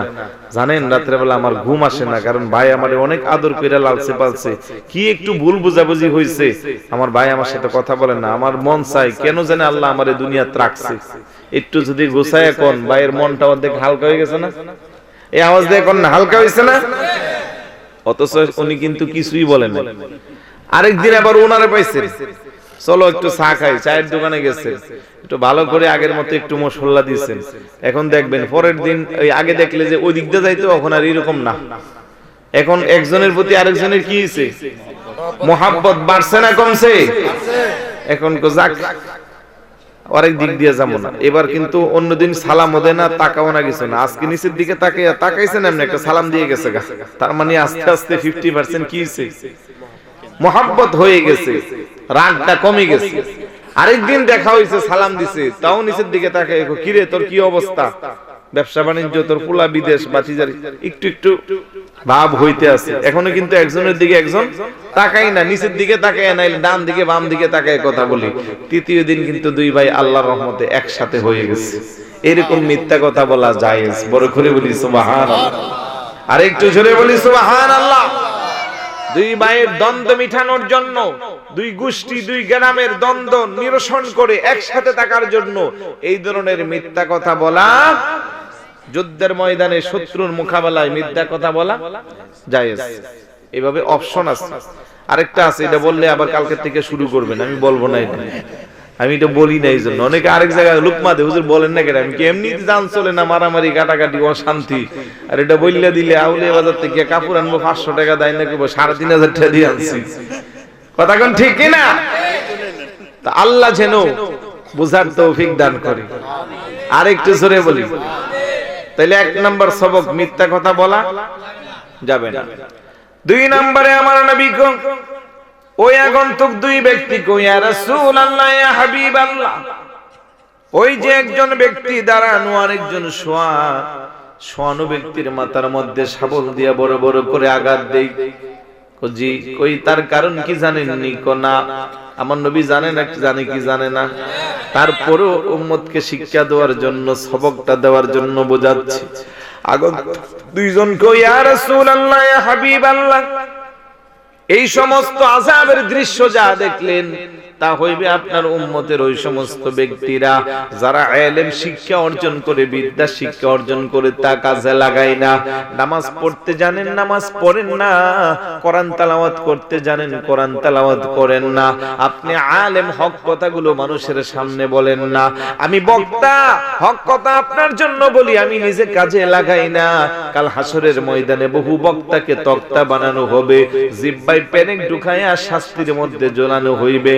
লোকেরা বলবে উনি তো সেই বক্তা যার আলোচনা শুনে আমি নামাজি হই, আজকে জান্নাতি হচ্ছি। ও বক্তা, আপনার কেন এই দশা? ওই আলেম বলবে আমি যা বলতাম, যা জানতাম, নিজে আমল করতাম না। কথা বলেন ঠিক কি না? জানার পরে যারা আমল করবে না, জ্ঞানী ব্যক্তি যারা তাদের জ্ঞান কাজে লাগাবে না, ওই সমস্ত ব্যক্তিদেরকে শাস্তি কবরে দেওয়া হবে। আজ আমার সমাজে কোরআন তেলাওয়াত পড়তে পারি, পুরো বছরটা চলে যায়, কোরআনে টাচ দেওয়ার সময় নাই। কোরআনের উপরে বালু কয়েক ইঞ্চি পরে, রমজান আসলে ধুয়ে মুছে প্রথম 2-4 দিন পরে, তারপরে খোঁজ খবর নাই। আছে না নাই? একটু আওয়াজ দেন, শেষ করে দেই। আওয়াজ বেশি ছোট হয়ে গেছে, আপনাদের চোখও ছোট হয়ে গেছে। আমি খুব টায়ার্ড, ক্লান্ত, কিন্তু তারপরও আসছি যেহেতু কথা তো বলতে হবে। আরো কি 10-15 মিনিট কথা বলবো? আপনাদের আওয়াজ নাই, স্পিরিট না থাকলে, শ্রোতার স্পিরিট না থাকলে বক্তার এমনি জিমানি আই। যে ঘুমন্ত অবস্থায় দেখতেছি অনেকের, আমার মন চাইতেছে একটা বালিশের না সবারই দিই, অন্তত শান্তি করে ঘুমান। একটু মনোযোগ রাখেন, গুরুত্বপূর্ণ কথা এগুলো, জীবন বদলিয়ে দিবে যদি আমল করা যায়। যে কথা বলছিলাম, যা জানি তা আমলের দরকার আসেনি। একটু জোরে বলুন, আসেনি? যতটুকু জানি তা যদি মানতাম, আমল করতাম, সমাজটা সুন্দর হয়ে যেত। ব্যাখ্যায় কম দিলাম। 3 নাম্বার, আগন্তুক দুইজন কো, ইয়া রাসূলুল্লাহ, এই যে বিশাল বড় মটকির মতো, মুখটা ছোট, পেটটা বড়, তার ভিতরে আগুন দাউ দাউ করে জ্বলছিল। উলঙ্গ অবস্থায় নারী পুরুষ সেখানে চিল্লা পাল্লা করে আগুনে পোড়াচ্ছে। বলে হ্যাঁ, তারা কারা? আগন্তুক দুইজন কো, ইয়া রাসূলুল্লাহ ইয়া হাবিবাল্লাহ, তারা হইল আপনার উম্মতের ওই সমস্ত উম্মতেরা যারা চরিত্রহীনতা ছিল, যাদের চরিত্র ঠিক ছিল না, ক্যারেক্টারলেস। তাদের বিবাহিত দম্পতি, ঘরে সুন্দরী স্ত্রী থাকার পরেও অন্য মেয়ের সাথে সম্পর্ক গড়ত। নিজের বৈধ স্বামী থাকার পরেও স্বামীর অজান্তে পরপুরুষের সাথে সম্পর্ক করত। 14 ফেব্রুয়ারি ভ্যালেন্টাইন্স ডে, বিশ্ব ভালোবাসা দিবস পালনের জন্য প্রতারণার শিকার করিত। কথা কোন ঠিক কিনা? এমন মুসলমান আমাদের সমাজে আছে না নাই? আওয়াজ দেয়া বলুন, আছে না নাই? স্বামী কষ্ট করে বিদেশে থাকে, চাকরি করে দূরে থাকে, স্বামী বিলাসিতা করে না, একটা টাকাও অযথা নষ্ট করে না, মাসের শেষে সবার আগে স্ত্রী সন্তানের জন্য নির্দিষ্ট পরিমাণের টাকাটা পাঠাইয়া দেয়। স্ত্রী অনেক ফাঁকি টাকি হিসাব দেয়, যেখানে লাগে 10 টাকা ওইখানে হিসাব দেয় 50 টাকা। এভাবে স্বামীর থেকে টাকা বেশি করে বাড়াইয়া আনে। মাসের পরে মাস টাকা হাতে আসলেই পরে শপিং মলে চলে যা, বিজয়নগর, আউলিয়া বাজার, চম্পকনগর কিংবা বিবারিয়া শহরে যা। ওই শহরে যাইয়া দামি দামি মার্কেটে ঘুরে কসমেটিকের দোকানে যায়, আর দোকানদারওয়ালা দেখার পরে বড় করে একটা সালাম দেয়া, আপু বহুদিন পরে আসছেন, কেমন আছেন? বলে কি বলে না, আরে আপু আপনি কেনাকাটা করলে করবেন, না করলে নাই, আমার দোকানে আসেন না কেন? আজ কতদিন পরে আপনি আসছেন, বসেন। দোকানদার ছেলেকে বলে, আপু কি খাইবো, ঠান্ডা খাইবো না গরম খাইবো? তো লগেরটা একটু করে ডোজ মাইরা দে, শীত বেশি তো এখন, ঠান্ডা না, একটা কফি নিয়ে আসো ভালো হবে। এবার কফি একটা দে, খাই। আপু ভাই কেমন আছে, টাকা পয়সা পাঠায়নি, আগে একটু অবস্থাটা জানে আর কি, আপুর কি অবস্থা? কোনা মোটামুটি আলহামদুলিল্লাহ, করোনার মধ্যেও আপনার ভাইয়ের কাজ বন্ধ ছিল না, কোম্পানিটা ভালো, বেতনও ভালো টালো দিছে, এই তো গত পরশু দিন টাকা পাঠাইছে। এবার একটার আর একটা, আপু কিছু মনে করেন না, ইন্ডিয়ার থেকে মাত্র 24 জোড়া চুরি আনছিলাম, এখন তো করোনার কারণে বর্ডার বন্ধ, 22 জোড়া বিক্রি হয়ে গেছে, 2 জোড়া আছে। হঠাৎ করে আপনার কথা মনে হয়েছে যে আমার এই আপুটা তো অনেক সুন্দর, মাশাআল্লাহ, এই চুরিগুলা ওনার হাতেই ভালো করে মানাবে। কথা গান বক্স থেকে বাইক করে, তো আপু তো আর উড়াইতে পারে না, তো আস্তে করে আপুর হাতটা ধইরা তারপরে চুরিটা ভিতরে পড়াইয়া দেয়। নাউজুবিল্লাহ বলবেন না? আমার এই সুন্দরী বোন স্বামীর অজান্তে একটা পরপুরুষকে তার হাতে টাচ করার সুযোগ দিল, আর সেই পুরুষটা মিষ্টি মিষ্টি কথাই বলে তার হাতে চুরি পরাইলো। আদ-দায়ুসু লা ইয়াদখুলুল জান্নাহ, নবীর হাদিস বলে এই মহিলার, আমার ওই বোনের হাতটা কোনোদিন আল্লাহর জান্নাতে প্রবেশ করবে না। মিষ্টি মিষ্টি কথা বলে চুরি হাতে লাগাই দিছে, লিপস্টিক দিয়ে আপনি একটু লাগাইয়া দেখেন না কালারটা ম্যাচ হয় কিনা আপনার ঠোঁটের সাথে। কোন জগতে আছি? তারা মুসলমান, তারা ঈমানদার, তারা আমাদের বোন, আমাদের সমাজে বসবাস করে। কথা বলেন ঠিক কি না? দৃষ্টান্ত যারা স্থাপন করবে তারা কোনোদিন আল্লাহর জান্নাত পাবে না। আর একটু জোরে বলুন, পাবে না। এক্সাম্পল দিলাম, অহরহর আছে না নাই? স্বামীর টাকা নিয়ে আরেক ছেলের সাথে পরকীয়া করে রেস্টুরেন্টে বৈশা মাসের পর মাস, বছরের বছর সময় কাটায়, সন্তানগুলোকে ঠগায়, শ্বশুর শাশুড়িরে ঠগায়, বাবা মারে ঠগায়, স্বামীরে ঠগায়, সে তার যৌবনের চাহিদা মেটায়। এমন নোংরা চরিত্রের অধিকারী মা বোন সমাজে আছে না নাই? উল্টো দিকে গেলে পুরুষ জাতীয় এমন আসেনি, তার অবলা সহজ সরল স্ত্রী গড়ে রাইখা স্ত্রীকে সরলতার সুযোগ নিয়ে আরেক মহিলার সাথে সম্পর্ক করে এমন লম্পট দুশ্চরিত্র পুরুষ আছে না নাই? সম্পর্কটা হওয়ার পরে আপনার স্ত্রীর দিকে নজর তো আপনার আমলনামায় সওয়াব হবে। স্ত্রীর বরণ পোষণ দিলে দান সৎকার সওয়াব পাওয়া যাবে। স্ত্রীর দিকে মুহাব্বতের নজরে তাকাইলে নেকি লেখা হবে, কারণ তার সাথে সম্পর্কটা আপনার বৈধ। আর যার সাথে সম্পর্ক নাই, রাস্তাঘাটে দেখে উকি ঝুঁকি মাইরে তার দিকে তাকাবেন, আপনার আমলনামায় চোখের জানার গুনাহ লেখা হবে। তার সাথে সময় পাস করবেন, এটা জাহান্নামের কারণ হবে। তার সাথে বন্ধুত্ব করবেন, এটা জাহান্নামের কারণ হবে। তার সাথে বিল্ড আপ করবেন, গভীর সম্পর্ক, আপনি 100% চিরস্থায়ী জাহান্নামী হইবেন। কথা বলেন ঠিক কি না?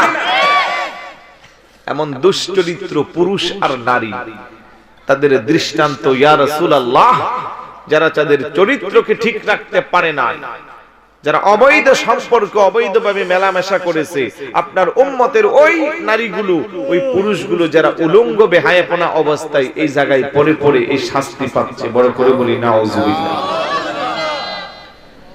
খারাপ লাগতেছে? কিছু করার নাই। যারা শুনছেন আমাকে আমি অনুরোধ করব, আমার প্রতি ক্ষিপ্ত না হয়ে রাসূলুল্লাহর হাদিসকে আমল দেন। আজ থেকে সিদ্ধান্ত নেন, এই চরিত্র যদি কারো মধ্যে থাকে যে আগামীকাল সকাল থেকে আমি চরিত্র এটা পাল্টাইয়া তওবা করে ভালো হয়ে যাই। স্ত্রীর সাথে স্বামীর সম্পর্ক হয়, তার মধ্যে রহমত নাজিল হয়। আর অন্যর সাথে অবৈধ সম্পর্ক হইলে এটা 24টা ঘন্টা এই সময়টা জানার মধ্যে বেবিচার হয়, লিপিবদ্ধ করা হয়। ইসলাম খুব সহজ, মানলে মানার মতো মানবেন, প্রত্যেক কদমে কদমে আপনার জন্য জান্নাতের সুগ্রাম থাকবে। বড় করে বলি সুবহানাল্লাহ। ইয়া রাসূলুল্লাহ, ইয়া হাবিবাল্লাহ, আপনাকে দেখানো হয়েছিল রক্তের নহর, যেখানে পোড়া মোছা পোষা দুর্গন্ধ, ওই নহরের মধ্যে কিছু মানুষ সাঁতার কাটছে বলে হা। এটা হইল আপনার উম্মতের ওই সমস্ত ব্যক্তিদের আযাবের দৃশ্য যারা দুনিয়াতে সুদের ব্যবসা করত। নাউজুবিল্লাহ বলবেন না? আওয়াজে বোঝা যায় এলাকা মনে হয় সুদ নামটা নতুন শুনছেন আপনারা। সুদের ব্যবসা আছে না নাই? কম না বেশি? অন্য অন্য এলাকা আছে, আপনাদের এলাকা নাই। হায় হায় হায়, আরে মুসলমান, তুমি কি করে সুদের ব্যবসা করো? আল্লাহ কো হালাল্লাহুল বাইআ ওয়া হারামার রিবা, আমি ব্যবসাকে হালাল করে দিলাম, সুদকে হারাম করলাম। সুদের ব্যাপারে এত বেশি কঠোর। আল্লাহ দুই শ্রেণীর ব্যক্তির প্রতি নিজে যুদ্ধ ঘোষণা করছেন। এক প্রকারের ব্যক্তি হইল যারা আউলিয়া কেরামের বিরোধিতা করবে। হাদিসে কুদসিতে আল্লাহ কো মান আদালি ওলিয়ান ফাকাদ আযানতুহু বিল হারবি, আমার ওলিদের বিরুদ্ধে যারা অবস্থান নেবে আমি তাদের বিরুদ্ধে যুদ্ধ ঘোষণা করলাম। আরেক প্রকারের ব্যক্তি আল্লাহ ফা ইল্লাম তাফআলু ফাযানু বিহারবিন মিনাল্লাহি ওয়া রাসূলিহি, এর আগে সূরা বাকারার শেষের দিকে সুদের জঘন্যতম অবস্থা আছে। সর্বশেষ আয়াত সুদের ব্যাপারে ওই দিকে ইন্ডিকেট করে আল্লাহ বলে ফা ইল্লাম তাফআলু ফাযানু বিহারবিন মিনাল্লাহি ওয়া রাসূলিহি। এত কিছু বলার পরেও যারা তাদের সুদের ব্যবসা ছাড়বে না, সুদ খাওয়া বন্ধ করবে না, তারা যেন আল্লাহ এবং আল্লাহর রাসূলের সাথে যুদ্ধে অংশগ্রহণের জন্য প্রস্তুত হয়ে যায়। বড় করে বলি নাউজুবিল্লাহ। আল্লাহর সাথে যুদ্ধ করে মোকাবেলা করার মতো পৃথিবীতে কেউ আছে? এই আওয়াজ দিয়ে বলুন আছে? আল্লাহ কত বড় শক্তিবান, কত বড় দয়াবান, কত বড় পাওয়ারফুল। ছোট্ট একটা করোনা ভাইরাস দিছে, চোখে দেখা যায় না, অনুমান করা যায় না, ধরা যায় না, ছোঁয়া যায় না। বিজ্ঞান বলে গোটা পৃথিবীর সবটার ওজন মিলায় নাকি 1 গ্রাম হইব। আল্লাহু আকবার বলবেন না? এই ছোট্ট করোনা ভাইরাসের ভয়ে এক একজন রাজপ্রাসাদে পালাইছে, এখনো বাইর হই না। উন্নত কান্ট্রিতে অনেকে আছে। তো সেই আল্লাহর সাথে কেমনে আপনি যুদ্ধ করবেন, মোকাবেলা করবেন? এখন সুদ খাইবেন না ছাড়বেন? আওয়াজ দিয়ে বলুন, খাইবেন না ছাড়বেন? অনেকে যেমন কো খাইব না, বুঝা কইছে সুদ খাওয়া যাবে। সুদের টাকা দিয়া আউলিয়া বাজার থেকে সকালবেলা বড় মাছটা আনেন, গরু জবাই করলে সিনার গোস্ত, কলজার গোস্ত আনেন। কি অবস্থা! বুফে তেল দিয়া মজা মজা খাচ্ছেন, শরীরটা মোটা তাজা হইছে, শরীরে তেল ভাইয়া ভাইয়া হইরে। আমার নবী কো লা ইয়াদখুলুল জান্নাতা লাহমুন নাবাতা মিনাস সুহতি ও কুল্লু লাহমিন নাবাতা মিনাস সুহতিন নারু আওলা বিহি। উম্মত, এই হারাম উপার্জন দিয়া শরীরটারে মোটা তাজা বানাইলা, খোদার কসম তোমার এই মোটা তাজা শরীরের জন্য অধিক উপযুক্ত স্থান হইল জাহান্নামের আগুন। বড় করে বলি নাউজুবিল্লাহ। আরেকটু জোরে বলি নাউজুবিল্লাহ। আপন মায়ের সাথে জিনা করলে, মান আকালার রিবা দিরহামান ওয়াহিদান, সুদের যে একটা মাত্র টাকা খাইলো, কোন কোন হাদিসে 33 বার, 31 বার, 36 বার পর্যন্ত আসে, সে যেন আপন মায়ের সাথে 33 বার জিনা করলো। আরেকটু জোরে বলুন নাউজুবিল্লাহ। পৃথিবীর কোন সন্তানকে যদি প্রস্তাব দেওয়া হয় তোর মায়ের সাথে জিনা কর, সন্তান তার গর্দান আলাদা করে দিবে। তার চেয়ে জঘন্য কেন সুদকে বলা হইল? যে মানুষ না খেয়ে মারা যাইবে, তারপরও সুদ খাইবে। কিন্তু আজকে সমাজে সুদের ব্যবসা না থাকলে মনে হয় যেন স্মার্টনেস নাই। হ্যাঁ, 3 তলা বিল্ডিং দিয়ালা, টাকা পয়সার অভাব নাই, টাকার গরমে কারে কি কইব কোনো খোঁজ খবর নাই। 5000 টাকা ধার চাইলে রোগী মারা গেলেও পাওয়া যায় না, সুদে চাইলে 1 লাখ বাড়িতে না দিয়া যায়। কথা কোন ঠিক কিনা? এই সুদ যতক্ষণ না বন্ধ না করবে আপনার অবস্থা খুব খারাপ হবে। এই দুনিয়ার ক্ষণস্থায়ী সম্পর্কে আপনি সুদের ব্যবসা দিয়া সুদ খাইয়া দালান কুটা সম্পদ বানাইয়া কবরে যাইবেন, আপনার কবরে এই টাকা পয়সা যাবে? আর একটু জোরে বলুন, যাবে? তাহলে সুদ খাইবেন না ছাড়বেন? অনেকে কয় হুজুর আমি খাই না, আমার বাতিজা নেওয়ার সময় আমার নিয়ে সাক্ষী রাখে, আসেনি? হুজুর আমি দোকানদার, আমার ভাই তো লেখাপড়া জানে না, ওই আমার কাছে খাতা একটা দিয়ে রাখছে, টালি খাতা, এটার মধ্যে শুধু নাম ঠিকানা লেখে, কয় তারিখে নিচ্ছে, কারণ মাসে মাসে টাকাটা উঠায়। আমি খাই না, আমি শুধু হাতে লিখি, আসেনি? রাসূল কমান আকালার রিবা, মান আকালার রিবা ও মুকিলাহু ও কাতিবাইহি ও শাহিদাইহি ফাহুম সাওয়াউন। যারা সুদ খায়, যারা সুদ গ্রহণ করে, যারা সাক্ষী থাকে, যারা লিপিবদ্ধ করে, এই চার প্রকারের ব্যক্তির কথা বলে রাসূল বলেন ফাহুম সাওয়াউন, তারা সবাই একই পাপের পাপী, একই সমান বাগী। কথা বলেন নাউজুবিল্লাহ। খারাপ লাগতেছে? আগামীকাল সকালে চায়ের দোকানে মিটিং হবে, গোলাম কিবরিয়া হুজুর যেন আর এই এলাকা না আসতে পারে। কেউ তারে দাওয়াত দিবি, তার খবর আছে, আলহামদুলিল্লাহ, দরকার নাই। মরার আগেও যদি আর একবার না আসি, কোনো আফসোস নাই। যদি 5টা বাই সুদ খাওয়া ছেড়ে দিতে পারেন, আমি মনে করব আমার জীবনটা সার্থক। পারবেন? কারা কারা খাইবেন না হাত উঠান। আল্লাহু আকবার, রিসালাত ইয়া রাসূলুল্লাহ, কুরআন হাদিসের আলো করে করে আলো, কুরআন হাদিসের আলো করে করে আলো, গোলাম কিবরিয়া আল কদরি সাহেব জিন্দাবাদ। অধিকাংশ কবরে আযাব হবে, আর আযাবের লক্ষণটা কি? পুষ, রক্ত, এগুলো খাইতে হবে ওইখানে। বাঁচার জন্য পারে আসবে, আবার মারবে। এখন মজা মজা করে সুদের টাকা দিয়ে গোশত খাচ্ছেন, আর ওই কবরের মধ্যে শোয়ানোর পরে পরকালে খাইতে হইব পুষ, গন্ধ, ময়লা, আবর্জনা। খাইবেন নাকি এগুলা কোনোদিন? এই খাবেন? যদি ওইখানে খাইতে মন চায় তাহলে খান। এত করে বলার পরেও যদি বন্ধ না করেন, সমস্যা নাই। ওই দিন আফসোস করবেন, আরে হুজুরের কথা যদি শুনতাম আজকে কি বলে এই পুষ এগুলো খাইতে হইতো না। কিন্তু আজকে আছে না নাই? আরেকটু জোরে বলুন। কবরের আযাবের আরেকটি কারণ হইবে, যেই সমস্ত ব্যক্তিরা সুদের পাশাপাশি মাদক দ্রব্য সেবন করে, কি করে না? আওয়াজে বোঝা যায় এলাকায় মদের বোতল নাই, নাই নাই নাই। মদের বোতলের দরকার কি? এখন তো ছোট ছোট ট্যাবলেট পাওয়া যায়। নাম কি? নাম কি? এই বেটা কো বাবা, এই দিক দেখো ইয়াবা। আরেকটা নতুন নাম আছে, নাম কি? ওর আব্বা না, ইয়াবাও না, বাবাও না, নতুন আরেকটা। ওই দিন এক জায়গা কো হুজুর গুটি গুটি। নাউজুবিল্লাহ বলবেন না? বর্ডার কাছে না, শুনতে আসেনি ওরা? আবার এরা নি কয় যে আমাদের তো ব্যবসা বন্ধ করে দিব। খবরদার। ইন্নামাল খামরু ওয়াল মাইসিরু ওয়াল আনসাবু ওয়াল আজলামু রিজসুম মিন আমালিশ শাইতান ফাজতানিবুহু লাআল্লাকুম তুফলিহুন। আল্লাহ কোন নিশ্চয়ই মদ, জুয়া, জুয়া আছে না আপনাদের এলাকায়? কি কয়? অনেক জায়গায় কো মুনাজাত। নাউজুবিল্লাহ বলবেন না? কি বলে? এই যে মুনাজাতে রাত্রে বয় আর ফজরের আগ পর্যন্ত উঠে না। মদ, জুয়া, ওয়াল আনসাব, মূর্তি পূজা, ওয়াল আজলাম, ভাগ্য নির্ধারক, গণনা করা, লটারি যাকে বাংলায় বলা হয়, আছে না?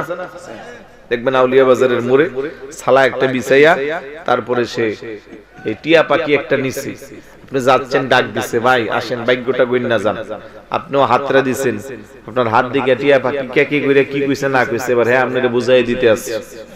আগামী 6 মাসের ভিতরে আপনার লন্ডনের ভিসাটা লাগবে, সিঙ্গাপুর যাইবেন, আগামী 10 বছরে আপনি ফালাইয়া ফুলাইয়া অন্তত 10 কোটি টাকার মালিক হইবেন। আপনার কপালটা খুব ভালো। ওই করোনার সময় একটা বাধা ছিল, শনির দশা, এটা গেছে গা পার হইয়া। এখন শুধু সামনে আপনার উন্নতি আর উন্নতি। কতক্ষণ 4-5 মিনিট লেকচার দিছে, আপনার মন চাইছে তার কলজেটা খুললে দিতে। মোটামুটি আপনি চলতারেন না খাইতারেন না, আপনার এতে 100 কোটি টাকার মালিক বানাই দিচ্ছে। এখন কো ভাই কত টাকা দিতে হইব? কো না 20 টাকা দিলে হ্যাঁ রাখেন 100 টাকা, কারণ হ্যাঁ এখন শরীরে কি আইছে? জোশ আইছে। 20 টাকা বিল আইছে, দিয়ে দিছে কত? 100 টাকা। আরে গাধা, একটু চিন্তা করলা না যে টিয়া পাখি ভাগ্য কইনা আমারে কোটিপতি বানাই দিব? আর যদি ব্যাপারটা এমনই হইতো এই শালার বেটা শালার মধ্যে বইয়া বইয়া কি লিখে এই কাজ করে, এত আরো 10 বছর আগে গোনায়া তার বাড়িতে বিল্ডিং বানাইতে পারতো। কথা কোন ঠিক কি না? কত বুকার স্বর্গে আমরা আছি দেখে। টিয়া পাখি গন্যা দিলে 20 টাকার জায়গায় 100 টাকা দিয়ে আল্লাহ। তো এটা যদি ভাগ্য পরিবর্তন করে বড় লোক বানাইতে পারতো, তাহলে যে হেন বইয়া বইয়া সালা দিয়া আপনার 10 টাকা বাটফারি করে নিছে, তারে বড় লোক বানাইতে পারতো না? এই আমাদের অবস্থা। এই জন্য আল্লাহ কই লটারি, ভাগ্য নির্ধারক এগুলো রিজসুম মিন আমালিশ শাইতান, এগুলো অপবিত্র শয়তানের কাজ। ফাজতানিবু লাআল্লাকুম তুফলিহুন, যদি সফলতা অর্জন করতে চাও এই সবগুলো ছেড়ে দাও। কিন্তু আজকের সমাজে মদ আছে না নাই? ইয়াবা আছে না নাই? বাবা আছে না নাই? গুটি আছে না নাই? ট্যাবলেট, বাংলা মদ, ফেন্সিডি, মারিজুয়ানা, আরো জানি কি নাম আছে, এগুলা তো কত আর পয়রা মুস্ত রাখা যায়, কারণ যারা এগুলা করে ওরা তো প্র্যাকটিক্যাল, এইজন্য মনে থাকে বেশি। খবরদার, মাদক দ্রব্য এমন একটা জিনিস একটা মানুষের মস্তিষ্ক নষ্ট করে, মনুষ্যত্ব বিলীন করে, পশুর চেয়ে আরো নিকৃষ্ট বানাইতে পারে মাদক দ্রব্য সেবনের মাধ্যমে। কথা বলেন ঠিক কি না? সমাজ থেকে এগুলো সারা দরকার আছে নি? বয়কট করা দরকার আছে নি? যারা তার সাথে সম্পৃক্ত তাদের সাথে কোনো সম্পর্ক রাখা যাবে? আল্লাহ যেন কবুল করে। আমিন। বিরক্ত হচ্ছেন? শেষ করে দিচ্ছি। আগন্তুক দুইজন কই, ইয়া রাসূলুল্লাহ, ওই যে বিশাল বড় একটা বৃক্ষ দেখলেন, ওই বৃক্ষের নিচে একজন সুন্দর সুশ্রী চেহারা, সাদা পাগড়ি ওরা, নুরানি চেহারা, উনি বসা। ওনার সামনে ছোট ছোট অনেক বাচ্চাগুলো বসা, যারা কিন্তু এমনি বসে নাই, তারা কোরআন পড়ছে। ইয়া রাসূলুল্লাহ, আপনার উম্মতের যেই সমস্ত উম্মতগুলো ছোট কালে মাকেও মা ডাকতে পারবে না, বাবাকেও বাবা ডাকতে পারে না, অল্প বয়সে মা বাবার বুকটাকে খালি কইরা কবরে চলে যায়, আজকে তাদেরকে এখানে বেহেশতের মধ্যে কোরআন শিক্ষা দেওয়া হচ্ছে। আর সুন্দর চেহারাওয়ালা যিনি শিক্ষা দিচ্ছেন, উনি কোন দুনিয়ার সাধারণ মানুষ না, উনি মুসলমান জাতির পিতা হযরতে ইব্রাহিম খলিলুল্লাহ। চিৎকার করে বলে সুবহানাল্লাহ। ছোট সন্তান মারা গেলে আফসোস করবেন না, অ্যাকাউন্টে টাকা রাখলে যেমন এক সময় বেড়ে যায়, এই সন্তানগুলো কাল কিয়ামতের ময়দানে আপনার আমার নাজাতের কারণ হবে। আল্লাহু আকবার বলবেন না? আম্মা আব্বার আমল হিসাব শেষ হয়ে যাবে, কারো ঠিকানা জান্নাত, কারো জাহান্নাম।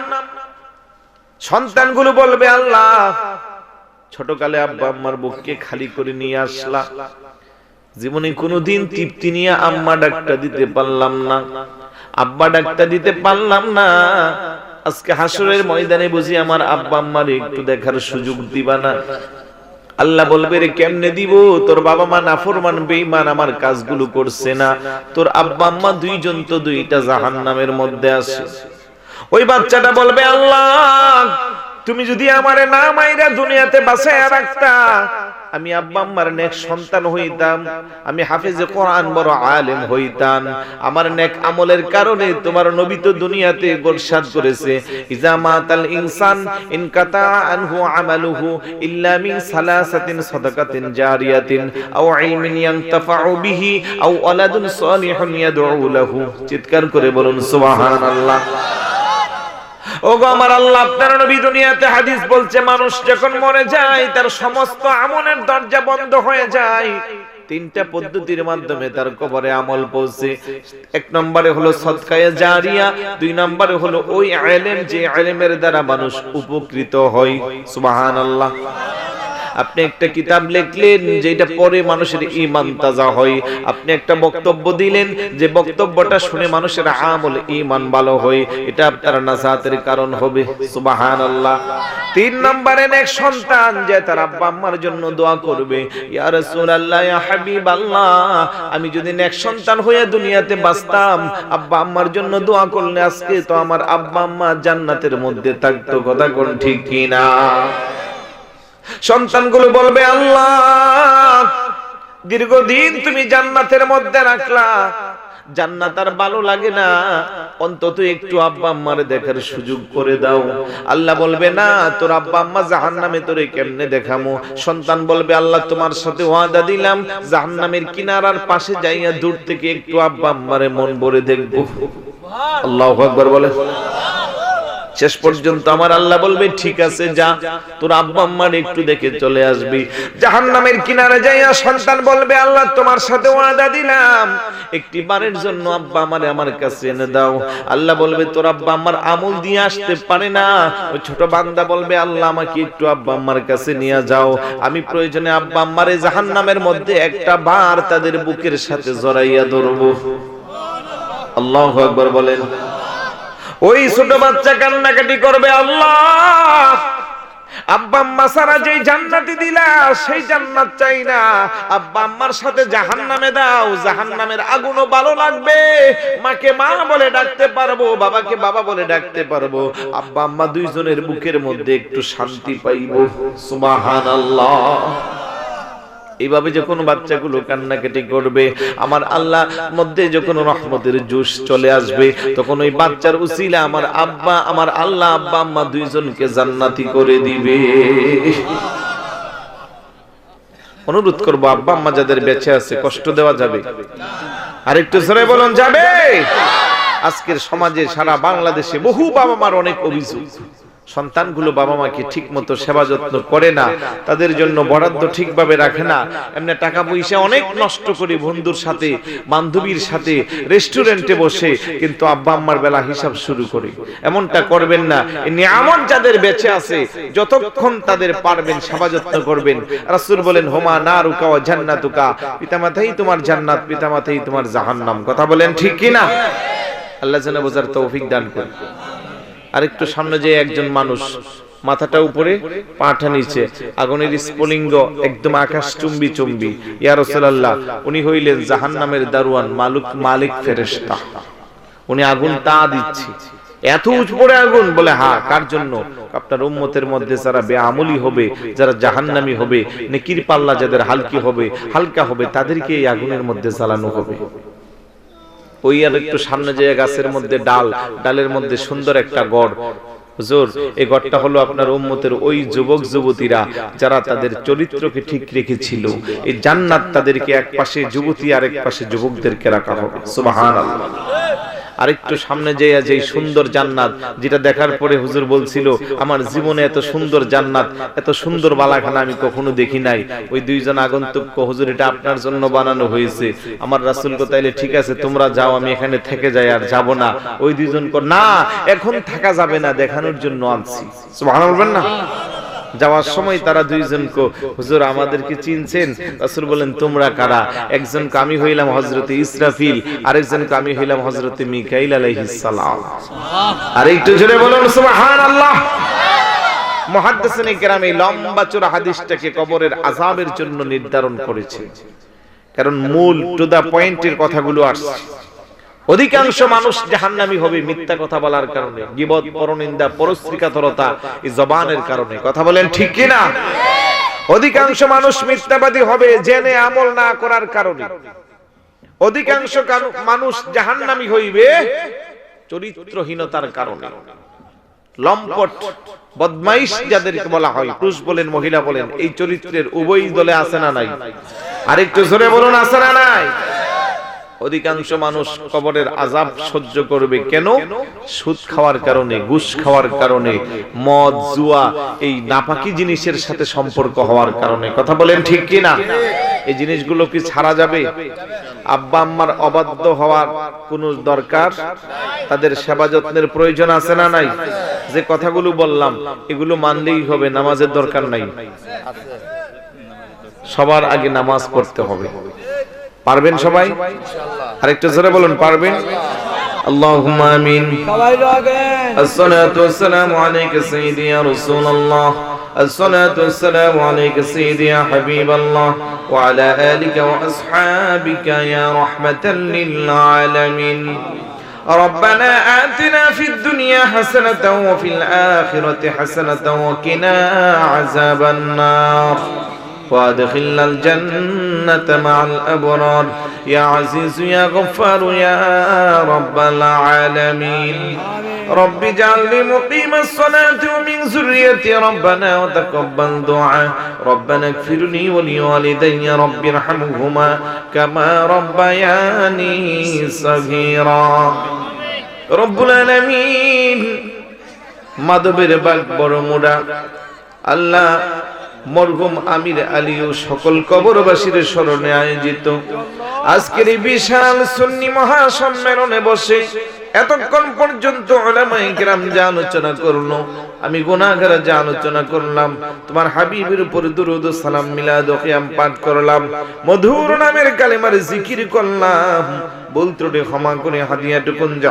কবুল করলাম লক্ষ লক্ষ কোটি কোটি গুণে বানাইয়া সর্বপ্রথম মাওলা তাজদারে মদিনা উম্মতের কান্ডারি দুকুলের সাথে হায়াতুন নবী নূরের নবী জিন্দা নবীর নূরানি রওজা মুবারকে পৌঁছিয়ে দাও সমস্ত সাহাবায়ে কেরাম তাবিঈন ইলমে মুজতাহিদিন খোলাফায়ে রাশিদিন শুহাদায়ে সালিহিন পীরুনি গাউস কুতুব আবদাল উলামা ফুকাহা বুলাগান উজামা মুহাদ্দিসিন মুফাসসিরিন আইম্মে শরীয়ত আইম্মে তরিকত যে যেখানে আছেন প্রত্যেকের রূহে পাকে হাদিয়া পৌঁছে দাও আল্লাহ বিশেষ করে পিরানি পীর দস্তগীর মাহবুব সুবহানী কুতুবে রব্বানী পীর মীর শেখ সৈয়দ আব্দুল কাদের জিলানী রাদিয়াল্লাহু তাআলা আনহু পৌঁছে দাও খাজা রাজি হিন্দুস্তান খাজা মাইনুদ্দিন চিশতি আজমি রাদিয়াল্লাহু তাআলা আনহু পৌঁছে দাও খাজা গান খলিফা শাহজিলান খাজা আব্দুর রহমান চৌরবি কুতুবুল আউলিয়া বানিয়ে জামিয়া সৈয়দ মুর্শিদ সিরিকুটি বানিয়ে জশ্নে জুনুস ঈদ মিলাদুন নবী সাল্লাল্লাহু আলাইহি ওয়াসাল্লাম বানিয়ে গাউসে কমিটি গাউসে জামান মুর্শিদ বারহাক হুজুর আল্লামা সৈয়দ মুহাম্মদ তৈয়ব শাহ রাদিয়াল্লাহু তাআলা আনহু প্রত্যেকের রূহে পাকে হাদিয়া পৌঁছে দাও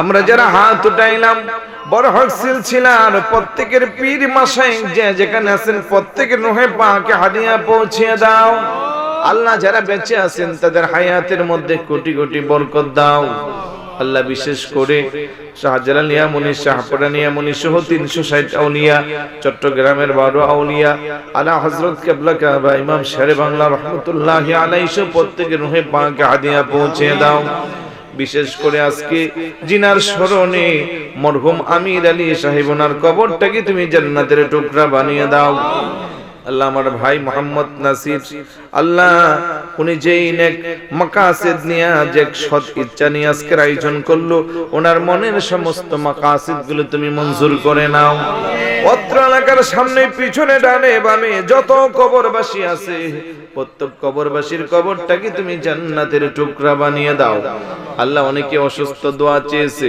সকলের হকের মধ্যে দোয়ার হাদিয়া পৌঁছে দাও আল্লাহ আমার ভাই এক ভাই দোয়া চাইলো ওনার মেয়ে তানিয়া অসুস্থ মেয়েটাকে পরিপূর্ণ সুস্থতা দান করে দাও আল্লাহ বিশেষ করে আমাদের আজকের এই অন্যতম আলোচক মাওলানা আবুল কাসেম সাহেব আল্লাহ ওনার আম্মা অসুস্থ ওনার আম্মাকে তুমি পরিপূর্ণ সুস্থতা দান করে দাও আল্লাহ এইভাবে কার নাম বলবো কার নাম বাদ দিব রে আল্লাহ তোমার তো জানার বাকি নাই সকলের মনে অনেক ফরিয়াদ কি তুমি কবুল আর মঞ্জুর করে নাও আল্লাহ যারা ব্যবসা করে ব্যবসার মধ্যে বরকত দাও যারা চাকরি করে চাকরির মধ্যে প্রমোশন দাও যারা অভাবে আছে অভাব দূর করে দাও যারা ঋণগ্রস্ত ঋণ থেকে মুক্ত করে দাও স্কুল কলেজ ইউনিভার্সিটি মাদ্রাসায় যারা অধ্যয়নরত যথাযথ জ্ঞান অন্বেষণ করার তৌফিক দাও আল্লাহ বৈশ্বিক মহামারী করোনার প্রাদুর্ভাব থেকে আমাদের সকলকে মুক্ত করো বাংলাদেশ সহ গোটা বিশ্ববাসীকে করোনা মুক্ত করে দাও পর্দার অন্তর আড়ালের মা বোনেরা যারা হাত উঠাইলো প্রত্যেকটা মা বোনকে রাবিয়া বসরির মতো ওলি বানিয়ে দাও